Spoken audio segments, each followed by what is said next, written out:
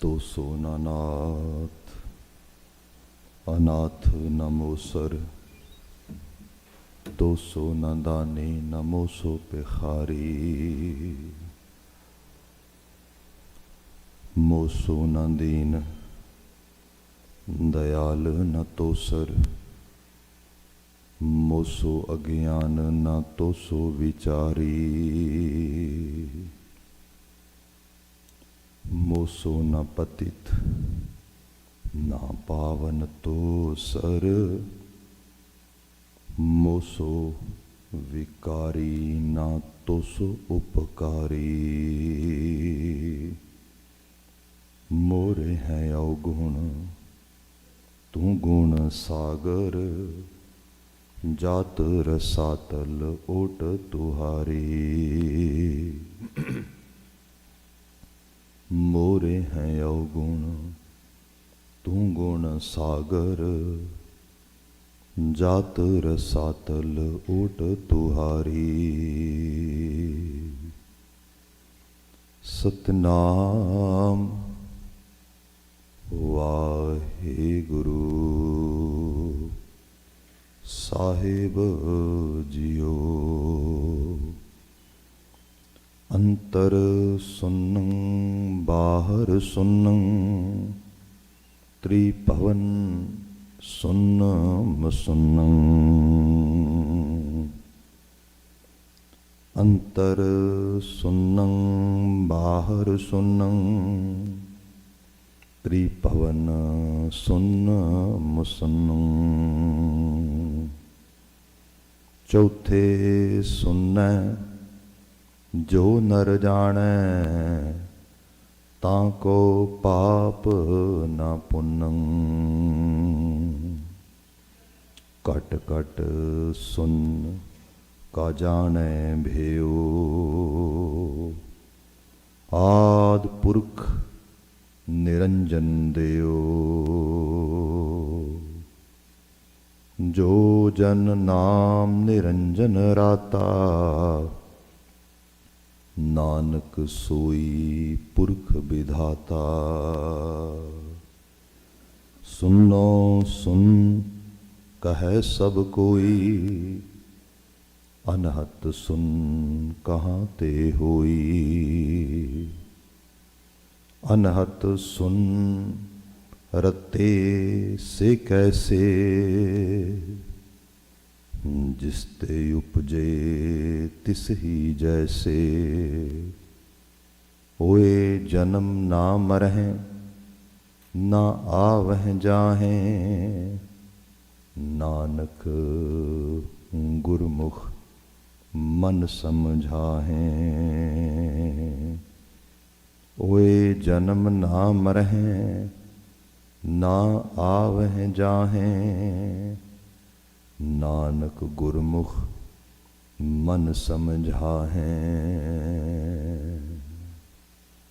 वाहिगुरु जी का खालसा, वाहिगुरु जी की फतेह। जुगो जुग अटल शब्द सतगुरु तन तन गुरु ग्रंथ साहिब जी, गुरु पातशाह जी दी अपर अपार अजीम बख्शिश। शाम समय असी सत्संगत मान रहे हाँ, हरि जस कीर्तन आप सरवण कर रहे सी। ये समा गुरबाणी व्याख्या दा है, जिस विच राग रामकली दी रचना सिद्धगोष्ठ लमेरी बाणी गुरु नानक साहब द्वारा वक्त दे बड़े दानिशमंद जिहड़े अपने आप को हाईली स्पिरिचुअली एनलाइटेड एंड एजुकेटेड मानते सी, उन्हां दे नाल बाबा जी की बात हुई। उस सारी वारता नूं बाणी दे रूप विच जगत कल्याण हित गुरु महाराज ने बख्शिश किया। सबब वजों असीं उहदी विचार कर रहे हाँ।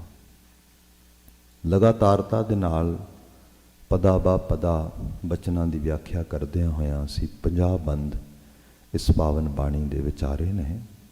आप जी ने अगले 2 बंदा का पाठ सरवण किया है।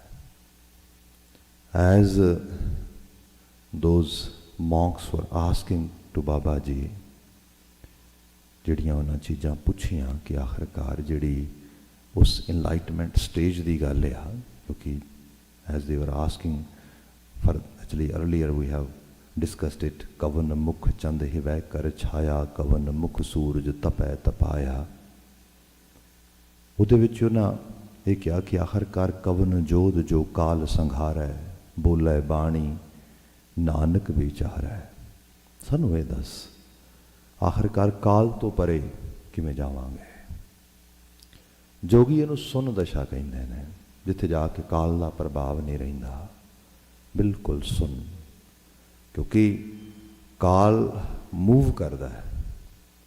ਜਦੋਂ मन की मूवमेंट बंद हो जाए उन्होंने सुन दशा कहते हैं। मन ही नहीं मूव करता, तो जो मन ही मूव नहीं करता फिर तन भी मूव नहीं करेगा, फिर इस तन के नाल जो संसार चलना है वो भी मूव नहीं करेगा। इस तन का संसार फिर इंज कह लो समा खड़ जाएगा। कहते फिर उम्र लमेरी हो जाती, प्राणायाम हो जाता, ये चीज़ां हो जांदियां। That's those kind of things we can actually read easily from whole yogic literatures. ਜਦੋਂ ਅਸੀਂ ਅੱਜ ਦੇ ਸਾਇੰਟੀਫਿਕ ਵਰਲਡ 'ਚ ਆ ਜਾਈਏ ਤੇ ਬਾਣੀ ਦੇ ਪਰਸਪੈਕਟਿਵ ਵਿੱਚ ਆ ਜਾਈਏ ਤੇ 2-3 ਚੀਜ਼ਾਂ ਸਾਨੂੰ ਸਰਲ ਰੂਪ ਵਿੱਚ ਸਮਝ ਆ ਜਾਣੀਆਂ ਚਾਹੀਦੀਆਂ ਨੇ। ਇੱਕ ਜਿਵੇਂ ਉਮਰ ਵਧਾਉਣ ਦੀਆਂ ਗੱਲਾਂ ਨੇ, ਅਰੋਗ ਰਹਿਣ ਦੀਆਂ ਗੱਲਾਂ ਨੇ, ਲੰਮੇਰਾ ਜਿਉਣ ਦੀਆਂ ਗੱਲਾਂ ਨੇ। Nowadays we are having so many studies which are providing us exactly evidence-based approach that how we can live longer on this world। ਉਹਦੇ ਲਈ ਜਿਵੇਂ ਖਾਸ ਕਰਕੇ ਜਿਹੜੇ ਸਪੈਮ ਸੈਲਸ ਨੇ ਉਹਨਾਂ ਦੇ ਜ਼ਰੀਏ ਅੱਜ ਕੱਲ੍ਹ ਚਾਈਨਾ 'ਚ ਹੋ ਰਹੀਆਂ ਨੇ ਚੀਜ਼ਾਂ, ਹੋਰ ਜਗ੍ਹਾ 'ਤੇ ਹੋ ਰਹੀਆਂ ਨੇ ਚੀਜ਼ਾਂ। ਦੇਰ ਆਰ ਸੋ ਮੈਨੀ ਬੁੱਕਸ, ਜਿਵੇਂ ਹਿਸਟਰੀ ਆਫ ਮੈਨਕਾਇੰਡ ਬੜੀ ਪੜ੍ਹੀ ਜਾਣ ਵਾਲੀ ਕਿਤਾਬਚਾ ਹੈ, ਜਾਂ ਕੁਝ ਹੋਰ ਇਹਦੇ ਬਾਬਤ ਹੀ ਇਸ ਕਿਸਮ ਦੇ ਕਿਤਾਬਚੇ ਨੇ। ਉਹ ਦੱਸਦੇ ਨੇ ਕਿ ਅੱਜ ਤੋਂ ਜੇ ਸਪੋਜ਼ ਕਰੋ ਜੇ ਸਭ ਚੱਲਦਾ ਰਿਹਾ, ਇਹ ਸਭ ਚੀਜ਼ਾਂ ਇਸ ਰੂਪ ਦੇ ਵਿੱਚ, ਤੇ ਤੁਹਾਨੂੰ ਨਿਊਯਾਰਕ ਵਰਗੇ ਸ਼ਹਿਰ ਦੇ ਵਿੱਚ ਇੱਕ ਬਿਲਕੁਲ ਜਵਾਨ ਯੰਗ ਬੰਦਾ ਤੁਰਦਾ ਫਿਰਦਾ ਮਿਲੇ ਤੇ ਉਹਦਾ ਤੁਸੀਂ ਡੇਟ ਆਫ ਬਰਥ ਪੁੱਛੋ ਤੇ ਡੇਟ ਆਫ ਬਰਥ ਪਤਾ ਲੱਗੇ 2002, ਤੇ ਅੱਜ ਤੋਂ 150 ਸਾਲ ਬਾਅਦ ਅਰਾਊਂਡ 2152 ਦੇ ਵਿੱਚ। ਤੁਸੀਂ ਕਹੋਗੇ ਇਹ ਕਿਵੇਂ ਹੋ ਸਕਦਾ ਹੈ? ਪੋਸੀਬਿਲਿਟੀ ਹੈ, ਕਿਉਂਕਿ ਅੱਜ ਉਸ ਲੈਵਲ 'ਤੇ ਜਾ ਰਹੇ ਨੇ ਉਸ ਰੂਪ ਵਿੱਚ। ਅਜੇ ਉਸ ਐਲੀਟ ਨੂੰ ਜਿਹਦੇ ਕੋਲ ਉਸ ਲੈਵਲ ਦੀ ਅਪਰੋਚ ਆ, ਉਹਦੇ ਕੋਲ ਉਹ ਸਾਰਾ ਸਾਜੋ ਸਮਾਨ ਆ, ਹੌਲੀ ਹੌਲੀ ਆਮ ਲੋਕਾਂ ਤੱਕ ਵੀ ਪਹੁੰਚੇਗਾ। ਇਹ ਪੋਸੀਬਿਲਿਟੀ ਹੈ ਅੱਜ ਦੇ ਅਸੀਂ ਵਰਲਡ 'ਚ ਦੇਖ ਰਹੇ ਹੈਗੇ ਹਾਂ। ਜਦੋਂ ਅਸੀਂ ਪਿਛੋਕੜ 'ਚ ਜਾਈਏ ਤਾਂ ਡੈਫੀਨੇਟਲੀ ਜਿਨ੍ਹਾਂ ਬੰਦਿਆਂ ਨੇ ਨਾ ਟੱਬਰ ਪਾਲਣੇ ਨੇ, ਨਾ ਪਰਿਵਾਰ ਪਾਲਣੇ ਨੇ, ਨਾ ਸਮਾਜ 'ਚ ਕੁਝ ਕੰਟਰੀਬਿਊਸ਼ਨ ਹੈ, ਨਾ ਕੋਈ ਸਟ੍ਰੈਸ ਆ, ਨਾ ਕੁਛ, ਸੁਬਾਹ ਤੋਂ ਸ਼ਾਮ ਤੱਕ ਸਿਰਫ ਆਪਣੀ ਸਿਹਤ, ਐਕਸਰਸਾਈਜ਼ ਕਰਨੀ ਹੈ, ਯੋਗਾ ਕਰਨਾ ਹੈ, ਮੈਡੀਟੇਸ਼ਨ ਕਰਨਾ ਹੈ, ਜੜੀਆਂ ਬੂਟੀਆਂ ਖਾਣੀਆਂ ਨੇ, and just actually they are paying all attention toward themselves. Definitely, how come those people can actually get any disease, any kind of age impact or any ਜਿਹੜਾ ਇਹ ਸਭ ਚੀਜ਼ਾਂ ਨੇ ਇਹ ਕਿੱਥੋਂ ਆਉਣਗੀਆਂ ਉਹਨਾਂ ਦੇ ਕੋਲ? ਸੋ ਇਹ ਰੂਪਤਾ ਦੀ ਬਾਤ ਆਈ। ਉਹ ਫਿਰ ਇਹ ਵੀ ਖਿਆਲ ਕੀਤਾ ਗਿਆ ਕਿ ਸ਼ਾਇਦ ਨਾ ਅਸੀਂ ਜਿਹੜਾ ਥਾਟ ਰੋਕ ਲੈਂਦੇ ਹਾਂ ਆਪਣਾ, ਤੇ ਉਹਦੇ ਕਰਕੇ ਸੁੰਨ ਅਵਸਥਾ ਕਰਕੇ ਸਭ ਚੀਜ਼ਾਂ ਵਾਪਰ ਰਹੀਆਂ ਨੇ। ਇਹ ਸਭ ਬਾਤ ਹੋ ਰਹੀ ਹੈ। ਹੁਣ ਇਹਦੇ ਉੱਤੇ ਅੱਜ ਦੀ ਜੇ ਅਸੀਂ ਮਾਹੌਲ ਦੀ ਬਾਤ ਕਰੀਏ, ਜੇ ਕੋਈ ਇਹੋ ਜਿਹੀ ਬਾਤ ਹੁੰਦੀ, ਮੈਂ ਮਾਫੀ ਮੰਗਦੇ ਲਫ਼ਜ਼ ਕਹਿ ਰਿਹਾ ਹਾਂ, ਤੇ ਬਾਬਾ ਜੀ ਨੇ ਇੰਨੇ ਵੱਡੇ ਥਾਟ ਪ੍ਰੋਸੈਸ ਨੂੰ ਜਨਮ ਦੇਣ ਵਾਸਤੇ ਗ੍ਰੰਥ ਸਾਹਿਬ ਦੀ ਰਚਨਾ ਨਹੀਂ ਸੀ ਕਰਨੀ। ਗ੍ਰੰਥ ਸਾਹਿਬ ਸਾਰੇ ਦਾ ਸਾਰਾ ਇਹ ਥਾਟਸ ਦੇ ਨਾਲ, ਵਿਚਾਰਾਂ ਦੇ ਪ੍ਰਵਾਹ ਨਾਲ ਭਰਿਆ ਹੋਇਆ ਹੈ। ਜਿਹਨੂੰ ਅਸੀਂ ਮੈਡੀਕਲ ਸਾਇੰਸਿਸ ਵਿੱਚ ਜਾਂ ਅੱਜ ਦੀ ਜਿਹੜੀ ਹੈ ਹਿਊਮਨ ਸਾਇੰਸਿਸ ਜਿਹੜੀਆਂ ਉਹਨਾਂ ਦੀ ਸਟੱਡੀਜ਼ ਵੇਖਦੇ ਹੈਗੇ ਆ, ਇਹਨੂੰ ਇਸ ਤਰ੍ਹਾਂ ਜਾਣੋ, ਸਾਡਾ ਸਰੀਰ ਆ, ਸਾਡੇ ਸਰੀਰ ਦੇ ਵਿੱਚ ਖੂਨ ਗਰਦਿਸ਼ ਕਰਦਾ ਤੇ ਅਸੀਂ ਜਿਉਂਦੇ ਹਾਂ। ਖੂਨ ਦੀ ਗਰਦਿਸ਼ ਤਾਂ ਰੁਕ ਜਾਏ, ਸਰੀਰ ਡੈਡ ਹੈ। Very simple. ਖੂਨ ਹਰਕਤ ਕਰੇਗਾ ਅੰਦਰ ਤੇ ਸਰੀਰ ਚੱਲੇਗਾ, ਅਦਰਵਾਈਜ਼ ਨਹੀਂ ਚੱਲੇਗਾ। ਸਾਡੇ ਮਨ ਮੰਡਲ ਦੇ ਵਿੱਚ ਵਿਚਾਰਾਂ ਦਾ ਪ੍ਰਵਾਹ ਚੱਲੇਗਾ ਤੇ ਮਨ ਹੈ, ਜੀਵਨ ਹੈ। ਜੇ ਵਿਚਾਰਾਂ ਦਾ ਪ੍ਰਵਾਹ ਨਹੀਂ ਚੱਲੇਗਾ, ਨਾ ਮਨ ਆ ਨਾ ਜੀਵਨ ਆ। ਬਸ ਇਹ ਚੀਜ਼ਾਂ ਨੇ ਜਿਹਨੂੰ ਅਸੀਂ ਮੈਂਟਲੀ ਸਿਕਨੈਸ ਕਹਿੰਦੇ ਆ ਨਾ। ਇਹਦੀ ਸਿੰਪਲ ਐਕਸਪਲੇਨੇਸ਼ਨ ਦੇਖੋ ਕੀ ਹੈ। ਸਾਡੇ ਮਨ ਮੰਡਲ ਦੇ ਵਿੱਚ ਬਿਮਾਰ ਬੰਦਾ ਕਦੋਂ ਹੁੰਦਾ ਹੈਗਾ? ਵਿਚਾਰਕ ਤੌਰ ਤੇ ਬੰਦਾ ਬਿਮਾਰ ਹੁੰਦਾ ਜਦੋਂ ਮੈਂਟਲ ਹੈਲਥ ਖਰਾਬ ਹੁੰਦੀ ਹੈ। ਮੈਂਟਲ ਹੈਲਥ ਖਰਾਬ ਹੋਈ, ਵਿਚਾਰਕ ਤੌਰ ਤੇ ਬਿਮਾਰ, ਵਿਚਾਰਾਂ ਦਾ ਫਲੋ ਜਾਂ ਵੱਧ ਗਿਆ ਜਾਂ ਘਟ ਗਿਆ। ਇਹਦਾ ਇੱਕ ਬੈਲੈਂਸ ਰਹਿਣਾ। ਜਦੋਂ ਬਹੁਤ ਵੱਧ ਜਾਂਦਾ ਹੈ, ਬੰਦਾ ਆਪਣੇ ਵਿਚਾਰ ਮੰਡਲ ਨਾਲ ਕੋਪ ਨਹੀਂ ਕਰ ਪਾਉਂਦਾ। ਇਹਦੇ ਚੋਂ ਐਨਗਜ਼ਾਇਟੀ ਪੈਦਾ ਹੁੰਦੀ ਹੈ, ਇਹਦੇ ਵਿੱਚੋਂ ਸਟ੍ਰੈਸ ਪੈਦਾ ਹੁੰਦਾ ਹੈ। ਫਿਰ ਅਲਟੀਮੇਟਲੀ ਉਹ ਸਟ੍ਰੈਸ ਐਨਗਜ਼ਾਇਟੀ ਜਿਹੜੀ ਹੈ ਸਰੀਰ ਰੋਕ ਨਹੀਂ ਪਾਉਂਦਾ ਆਪਣੀ એનર્ਜੀ ਦੇ ਨਾਲ। ਕਈ ਵਾਰ ਬੰਦਾ ਕੁਝ ਹੈਲਦੀ ਹੈ, ਥੋੜਾ ਬਹੁਤਾ ਕੋਪ ਕਰੀ ਜਾਂਦਾ, ਥੋੜੀ ਜਿਹੀ ਹੈਲਥ ਖਰਾਬ ਹੁੰਦੀ ਹੈ, ਲੋਕੀ ਸ਼ੇਕ ਕਰਦੇ ਨੇ ਐਵੇਂ। ਤੁਸੀਂ ਦੇਖਿਆ ਹੋਏਗਾ ਲੋਕਾਂ 'ਚ ਇਹ ਹਾਲਤ ਬਣਦੀ ਹੈ। ਰੀਜ਼ਨ ਕੀ ਹੋਇਆ? ਕਿਉਂਕਿ ਹੁਣ ਕੋਪ ਨਹੀਂ ਹੋ ਰਿਹਾ ਉਹਦੇ ਨਾਲ। ਬੰਦਾ ਕਹੇਗਾ ਬਾਹਰੋਂ ਤੈਨੂੰ ਕੋਈ ਸਮੱਸਿਆ ਹੀ ਨਹੀਂ ਹੈ। ਭਾਈ ਜਿਹੜੇ ਥਾਟਸ ਪ੍ਰੋਸੈਸ ਇਤਨਾ ਹਾਇਰ ਲੈਵਲ ਤੇ ਚਲਾ ਗਿਆ। ਫਿਰ ਇੱਕ ਰੰਗ ਹੋਰ ਦੇਖ ਲੈਣਾ, ਇਹਨੂੰ ਸਰਲ ਕਰ ਦੇਣਾ ਮੈਂ। ਜਿਹੜਾ ਸਾਡਾ ਐਕਚੁਅਲੀ ਜਿਹਨੂੰ ਅਸੀਂ ਸਾਈਕਿਕ ਵਰਲਡ ਕਹਿੰਦੇ ਹੈਗੇ ਆ, ਸਾਡੀ ਮਨ ਦੀ ਦੁਨੀਆ, it's kind of production house. Production house ਦੇ ਵਿੱਚ ਅਨਫੋਰਚੂਨੇਟਲੀ ਜਿਹੜੀ ਉਹਦੀ ਐਬਿਲਿਟੀ ਤੇ ਪਾਵਰ ਆ ਉਹ ਸੇਮ ਹੀ ਰਹਿਣੀ ਹੈ। ਹੁਣ ਇੱਕ ਪ੍ਰੋਡਕਸ਼ਨ ਹਾਊਸ ਆ, ਉਹਦੇ 'ਚ ਸੇਮ ਕਿਸਮ ਦੀ ਫੈਸਿਲਿਟੀ ਮੌਜੂਦ ਆ, ਮਸ਼ੀਨਰੀਜ਼, ਵਰਕਰਸ, ਮੈਨ ਪਾਵਰ, ਐਵਰੀਥਿੰਗ। ਕੀਤਾ ਕੀ ਜਾਏ, ਉਹਦਾ ਪ੍ਰੋਡਕਸ਼ਨ ਹਾਊਸ ਦੇ ਵਿੱਚ ਜਿਹੜਾ ਰੇਟ ਆਫ ਪ੍ਰੋਡਕਸ਼ਨ ਹੈ, ਜਿਹੜੀ ਕੁਆਂਟਿਟੀ ਹੈ, ਉਹ ਵਧਾ ਦਿਓ। ਕਹੋ ਵੀ ਕੱਲ ਤੱਕ ਇੰਨਾ ਸਮਾਨ ਬਣਦਾ ਸੀ, ਗਿਣਤੀ ਵਿੱਚ ਸਪੋਜ਼ ਕਰੋ 100 ਬਣਦਾ ਸੀ, ਅੱਜ ਤੋਂ 200 ਬਣੇਗਾ, ਡਬਲ ਕਰ ਦਿਓ। ਹੁਣ ਹੋਏਗਾ ਕਿ ਕੁਆਂਟਿਟੀ ਤੇ ਵੱਧ ਜਾਏਗੀ, ਨੋ ਡਾਊਟ। ਕੰਪਰੋਮਾਈਜ਼ ਕੀ ਹੋ ਜਾਏਗਾ ਉੱਥੇ? ਕੁਆਲਿਟੀ। ਜਦੋਂ ਸਾਡੇ ਮਨ ਦੇ ਬਹਾਅ ਦੇ ਵਿੱਚ ਵਿਚਾਰਾਂ ਦੀ ਪ੍ਰਵਾਜ਼ ਬਹੁਤ ਵੱਧਦੀ ਹੈ, ਫਿਰ ਜਿਹੜੀ ਥਾਟ ਕੁਆਲਿਟੀ ਹੈ ਉਹ ਡਾਊਨ ਆ ਜਾਂਦੀ ਹੈ। ਇਸੇ ਲਈ ਫਿਰ ਮਨ ਮੰਡਲ 'ਚ ਬਹੁਤ ਜ਼ਿਆਦਾ ਪਰੇਸ਼ਾਨ ਰਹਿਣ ਵਾਲੇ ਬੰਦੇ ਜਿਹੜੇ ਨੇ, ਕਈ ਵਾਰ ਆਪਣੇ ਆਪ 'ਚ ਰੋਕ ਵੀ ਨਹੀਂ ਪਾਉਂਦੇ, ਬੋਲੀ ਜਾਂਦੇ ਨੇ। ਬੰਦਾ ਕਹਿੰਦਾ ਕੀ ਬੇਤਵਾ ਬੋਲੀ ਜਾਂਦਾ ਹੈਗਾ। ਇਹ ਫਿਰ ਇੱਕ ਲੈਵਲ ਐਸਾ ਹੁੰਦਾ ਹੈ, ਉਹ ਦੁਨੀਆ ਨਾਲ ਕੋਪ ਹੀ ਨਹੀਂ ਕਰ ਪਾਉਂਦੇ। ਐਸੇ ਵਿਚਾਰ ਆਉਣੇ ਸ਼ੁਰੂ ਹੋ ਜਾਂਦੇ ਨੇ, ਮਰਨ ਵਾਲੇ, ਗਰਕ ਹੋਣ ਵਾਲੇ, ਇਸ ਕਿਸਮ ਦੇ। ਇਹ ਕੀ ਬਾਤ ਬਣੀ ਹੈ? ਐਕਚੁਅਲੀ ਕੁਆਲਿਟੀ ਜ਼ੀਰੋ ਹੋ ਗਈ ਹੈ ਬਿਲਕੁਲ। ਇੱਥੇ ਜਾ ਕੇ ਠਹਿਰਾਅ ਵਿੱਚ ਰਹਿਣਾ, ਟਿਕਾਅ ਵਿੱਚ ਰਹਿਣਾ, ਵਿਚਾਰਾਂ ਦੀ ਪ੍ਰਵਾਜ਼ ਨੂੰ ਥੋੜਾ ਸਲੋ ਕਰਨਾ, ਇਹ ਬੜਾ ਹੈਲਪਫੁਲ ਹੁੰਦਾ। ਇਹਨੂੰ ਫਿਰ ਸਾਇਲੈਂਟ ਪ੍ਰੈਕਟਿਸਿਸ ਦੇ ਵਿੱਚ ਜਿਹੜੀ ਖਾਸ ਕਰਕੇ ਬੁੱਧ ਧਰਮ ਵਾਲੇ ਤੇ ਹੋਰ ਉਹ ਕਰਾਉਂਦੇ ਹੈਗੇ ਨੇ, ਜਿਹੜੀ ਵਿਪਾਸ਼ਨਾ ਵਗੈਰਾ, ਸਾਰੀ 9 ਦਿਨਾਂ ਦਾ ਕੋਰਸ, 12 ਦਿਨਾਂ ਦਾ ਕੋਰਸ ਲੋਕੀ ਕਰਕੇ ਆਉਂਦੇ, ਕਹਿੰਦੇ ਕਮਾਲ ਹੋ ਗਈ, ਬੜਾ peace of mind I got over there, I totally feel I am a new person now. ਹਾਂ ਭਾਈ ਬਿਲਕੁਲ। ਇਤਨੀ ਜ਼ਿਆਦਾ ਮਸ਼ੀਨਰੀ ਚੱਲ ਰਹੀ ਸੀ, ਉਹ ਥੋੜੀ ਰੋਕ ਪਈ ਉਹਨੂੰ। ਹੁਣ ਉਹ ਥੋੜਾ ਸਲੋ ਹੋਇਆ, ਕੁਆਲਿਟੀ ਆਫ ਥਾਟ ਸੁਧਰੇ ਨੇ। ਇਹ ਰੂਪਤਾ ਆਈ ਹੈ ਇਹਦੇ ਵਿੱਚ।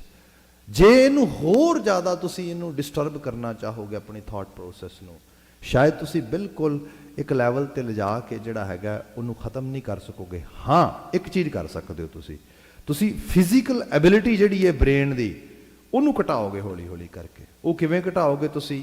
ਜਿਵੇਂ ਇਹਨਾਂ ਮੁਲਕਾਂ 'ਚ ਜਿੱਥੇ ਅਸੀਂ ਰਹਿ ਰਹੇ ਹੈਗੇ ਆ, ਇੱਥੇ ਹੁਣ ਜਿਵੇਂ ਠੰਡ ਆਉਣੀ ਹੈ, ਠੰਡ ਆਉਣ ਦੇ ਨਾਲ ਜਿਹੜੇ ਇੱਥੇ ਖਾਸ ਕਰਕੇ ਬੀਵਰਸ ਨੇ, ਜਿਹੜੇ ਇੱਥੇ ਰਿਛ ਵਗੈਰਾ ਹੈਗੇ ਨੇ, ਸਾਰੇ ਹੋਰ ਬਹੁਤ ਸਾਰੇ ਜਾਨਵਰ ਐਸੇ ਨੇ, ਇਹਨਾਂ ਦੀ ਹਾਈਬਰਨੇਸ਼ਨ ਹੋਣੀ ਹੈ। ਇਹਨਾਂ ਨੇ ਡੀਪ ਸਲੀਪ 'ਚ ਜਾਣਾ ਹੌਲੀ ਹੌਲੀ ਜਾ ਕੇ। ਉਦੋਂ ਫਿਰ ਕੀ ਹੋਣਾ? ਉਹਨਾਂ ਨੇ ਡੀਪ ਸਲੀਪ 'ਚ ਜਾਣ ਦੇ ਸਮੇਂ ਇੱਕ ਲੈਵਲ ਐਸਾ ਆਉਣਾ ਜਿੱਥੇ ਉਹ ਜਿਉਂਦੇ ਅੱਧ ਮਰੇ ਹੋ ਜਾਣਗੇ। ਆਕਸੀਜਨ ਬਹੁਤ ਥੋੜੀ ਜਿਹੀ ਸਰੀਰ ਰਹਿ ਕਰੇਗਾ, ਉਨੀ ਕੁ ਜਿਹਦੇ ਨਾਲ ਸਿਰਫ ਉਹ ਅਲਾਈਵ ਰਹਿ ਸਕੇ, ਦੈਟਸ ਇਟ। ਬਾਕੀ ਹੋਰ ਕੋਈ ਹਰਕਤ ਨਹੀਂ, ਕੋਈ ਕੁਛ ਨਹੀਂ, ਕਿਉਂਕਿ ਫੂਡ ਨਹੀਂ ਹੈਗਾ ਬਾਹਰ ਜਿਉਂਦੇ ਰਹਿਣ ਵਾਸਤੇ। ਸੋ ਜਿਹੜੀ ਹਾਈਬਰਨੇਸ਼ਨ ਹੈ, ਉਸ ਅਵਸਥਾ ਵਿੱਚ ਜਾ ਕੇ ਸਿਰਫ ਜਿਉਂਦੇ ਨੇ, ਤੇ ਜਿਉਂਦੇ ਹੋਏ ਵੈਦਰ ਦੀ ਵੇਟ ਕਰਦੇ ਨੇ 3, 4, 5 ਮਹੀਨੇ। ਜਦੋਂ ਵੈਦਰ ਠੀਕ ਹੋਏਗਾ, ਫਿਰ ਹੌਲੀ ਹੌਲੀ ਆਕਸੀਜਨ ਦਾ ਲੈਵਲ ਬਾਡੀ ਵਧਾਏਗੀ, ਫਿਰ ਹੌਲੀ ਹੌਲੀ ਐਕਟਿਵ ਹੋਏਗੀ, ਫਿਰ ਮੈਟਾਬੋਲਿਜ਼ਮ ਵਧੇਗਾ, ਫਿਰ ਫੂਡ ਦੀ ਉਹ ਲਲਕ ਉੱਠੇਗੀ, ਫਿਰ ਉੱਠ ਕੇ ਫਿਰ ਉਹ ਤੁਰਨਾ ਸ਼ੁਰੂ ਕਰ ਦੇਗਾ। ਇਹ ਮਨੁੱਖ ਵੀ ਕਰ ਸਕਦਾ ਹੈ। ਇਹ ਯੋਗਿਕ ਕਿਰਿਆਵਾਂ ਨੇ। ਹੌਲੀ ਹੌਲੀ ਜਿਹੜੀ ਹੈ ਆਕਸੀਜਨ ਦੀ ਮਿਕਦਾਰ ਬਿਲਕੁਲ ਘਟਾ ਦੇਣੀ ਉਸ ਰੂਪ ਦੇ ਵਿੱਚ। ਸਾਹ ਉਨਾ ਕੀ ਲੈਣਾ ਜਿੰਨਾ ਕੁ ਸਾਹ। ਬੜੀ ਲੰਮੀ ਚੌੜੀ ਪ੍ਰੈਕਟਿਸ ਤੋਂ ਬਾਅਦ ਇਸ ਤਰੀਕੇ ਨਾਲ ਤੁਹਾਨੂੰ ਬਹੁਤ ਇਸ ਅੱਜ ਦੀ ਤਾਰੀਖ ਵਿੱਚ ਵੀ ਇਹੋ ਜਿਹੀ ਯੋਗਿਕ ਕਿਰਿਆਵਾਂ ਵਾਲੇ ਲੋਕ ਮਿਲ ਜਾਣਗੇ। ਸਰੀਰ ਬਿਲਕੁਲ ਦੁਬਲਾ ਹੋ ਜਾਏਗਾ, ਇਹ ਸਾਰੀਆਂ ਰੂਪਾਂ 'ਚ ਚਲਾ ਜਾਏਗਾ। ਪਰ ਇਸ ਸਾਰੇ ਦਾ ਬੈਨੀਫਿਟ ਕੀ ਹੈ? ਅਲਟੀਮੇਟਲੀ ਕੁਦਰਤ ਨੇ ਸਰੀਰ ਇਸ ਕਰਕੇ ਦਿੱਤਾ ਨਹੀਂਗਾ। ਇੱਕ ਹੋਰ ਰੰਗ ਤੁਸੀਂ ਦੇਖਦੇ ਹੈਗੇ ਹੋ, ਅੱਜ ਤੇ ਸਾਇੰਟੀਫਿਕਲੀ ਸਟੱਡੀਜ਼ ਆ ਗਈਆਂ ਸਾਰੀਆਂ। ਉਹ ਸਟੱਡੀ ਇਹ ਆ ਰਹੀ ਸਾਡੇ ਕੋਲ ਕਿ ਜਿਹੜਾ ਸਾਡਾ ਬ੍ਰੇਨ ਆ ਇਹਦਾ ਆਕਸੀਜਨ ਨਾਲ ਸਿੱਧਾ ਨਾਤਾ, ਜਿਵੇਂ ਮੈਂ ਬਾਤ ਕੀਤੀ।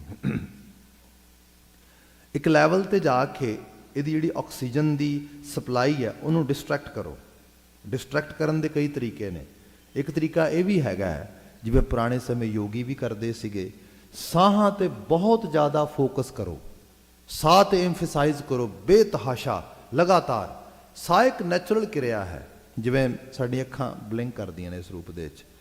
ਸਾਨੂੰ ਨਹੀਂ ਪਤਾ, ਕੁਦਰਤੀ ਤੌਰ ਤੇ ਆਪੀ ਲੋੜ ਮੁਤਾਬਕ ਜਿੰਨੀ ਕੁ ਸਾਡੇ ਅੰਦਰਲਾ ਜਿਹੜਾ ਖਾਸ ਕਰਕੇ ਡੇਲਾ ਜਿਹਨੂੰ ਕਹਿੰਦੇ ਆ ਉਹਦੀ ਸਫਾਈ ਦੀ ਲੋੜ ਆ, ਉਹਦੇ ਮੁਤਾਬਕ ਉਹ ਬਲਿੰਕ ਕਰੀ ਜਾਂਦੀ ਹੈ। ਤੁਸੀਂ ਫੋਕਸ ਕਰਨਾ ਸ਼ੁਰੂ ਕਰ ਦਿਓ ਕਿੰਨੀ ਵਾਰੀ ਬਲਿੰਕ ਕਰਦੀ ਹੈ, ਇਹਦਾ ਨੈਚੁਰਲ ਫਲੋ ਡਿਸਟਰੈਕਟ ਹੋਏਗਾ। ਥੋੜੀ ਦੇਰ ਬਾਅਦ ਅੱਕਣੇ ਸ਼ੁਰੂ ਹੋ ਜਾਓਗੇ, ਆ ਕੀ ਹੋ ਰਿਹਾ, ਅੱਖਾਂ ਚਮਕਣੀਆਂ ਨੇ ਕਿ ਨਹੀਂ ਚਮਕਣੀਆਂ, ਇਸ ਰੀਚੇ ਦੁਬਾਰਾ ਬਲਿੰਕ ਕਰਨਾ ਚਾਹੀਦਾ, ਕਰਨਾ। ਲਗਾਤਾਰ ਕਰਦੇ ਰਹੋਗੇ, ਅਲਟੀਮੇਟਲੀ ਤੁਹਾਡੀ ਜਿਹੜੀ ਪਲਕ ਆ ਹੁਣ ਤੁਹਾਨੂੰ ਲੱਗਿਆ ਹੁਣ ਕਰਨੀ ਚਾਹੀਦੀ, ਹੁਣ ਨਹੀਂ ਕਰਨੀ ਚਾਹੀਦੀ, ਹੁਣ ਕਰਨੀ ਚਾਹੀਦੀ, ਹੁਣ ਨਹੀਂ ਕਰਨੀ ਚਾਹੀਦੀ, ਉਹ ਸਾਰਾ ਨੈਚੁਰਲ ਫਲੋ ਖਰਾਬ ਹੋ ਜਾਏਗਾ। ਐਗਜ਼ੈਕਟਲੀ ਜਦੋਂ ਬਰੀਥਿੰਗ ਤੇ ਬਹੁਤ ਜ਼ਿਆਦਾ ਅਸੀਂ ਫੋਕਸ ਕਰਦੇ ਆ, ਬਰੀਥਿੰਗ ਡਿਸਟਰੈਕਟ ਹੁੰਦੀ ਹੈ ਇੱਕ ਢੰਗ ਨਾਲ। ਜਾਂ ਦੂਸਰਾ ਢੰਗ ਇਹ ਹੈ ਕਿਸੇ ਇੱਕ ਅੱਖਰ ਦਾ ਲਗਾਤਾਰ ਇਤਨਾ ਜ਼ਿਆਦਾ ਲਗਾਤਾਰ ਬੋਲਣਾ, ਜਿਵੇਂ ਜੋਗੀ ਬੋਲਦੇ ਹੁੰਦੇ ਸੀਗੇ। ਜਾਂ ਸੂਫੀਆਂ 'ਚ ਤੁਸੀਂ ਦੇਖੋਗੇ, ਅਜੇ ਵੀ ਤੁਸੀਂ ਇਜਿਪਟ ਚਲੇ ਜਾਓ ਜਾਂ ਈਰਾਨ ਦੇ ਵੀ ਕੁਝ ਇਲਾਕੇ ਹੈਗੇ ਨੇ ਜਿੱਥੇ ਸੂਫੀਆਂ ਦੇ ਕਾਫੀ ਪੁਰਾਣੇ ਤਬਕੇ ਰਹਿੰਦੇ ਨੇ। ਦੁਪਹਿਰ ਦਾ ਸਮਾਂ ਹੈ, ਮਸਜਿਦ ਦੇ ਕੋਲ ਦੀ ਲੰਘੋ, ਗੂੰਜ ਪੈ ਰਹੀ ਹੈ, ਅੱਲਾ ਅੱਲਾ ਅੱਲਾ ਅੱਲਾ ਅੱਲਾ ਅੱਲਾ ਅੱਲਾ, ਲਗਾਤਾਰ ਬਹੁਤ ਰਫਤਾਰ ਦੇ ਉੱਤੇ। ਜਿੰਨੀ ਰਫਤਾਰ ਨਾਲ ਬੋਲੀ ਜਾਓਗੇ ਅਲਟੀਮੇਟਲੀ ਹੋਏਗਾ ਕਿ ਆਕਸੀਜਨ ਡਿਸਟਰੈਕਟ ਹੋਏਗੀ। ਜਦੋਂ ਆਕਸੀਜਨ ਇੱਕ ਲੈਵਲ ਤੇ ਡਿਸਟਰੈਕਟ ਹੋਏਗੀ, ਸਮਾਧੀ ਦਾ ਗੈਸਚਰ ਦੇਖੋ ਕੀ ਬਣਾਉਂਦੇ ਨੇ। ਸਮਾਧੀ ਦਾ ਗੈਸਚਰ, ਜਿਹੜੀ ਸਾਡੀ ਕਮਰ ਆ, ਇਹ 90 ਡਿਗਰੀ ਦੇ ਕੋਣ ਤੇ ਹੋਏ ਸਮਾਧੀ ਨਹੀਂ, ਉਹ ਕਹਿੰਦੇ ਨੇ 45 ਤੇ ਆਉਣੀ ਚਾਹੀਦੀ ਹੈ।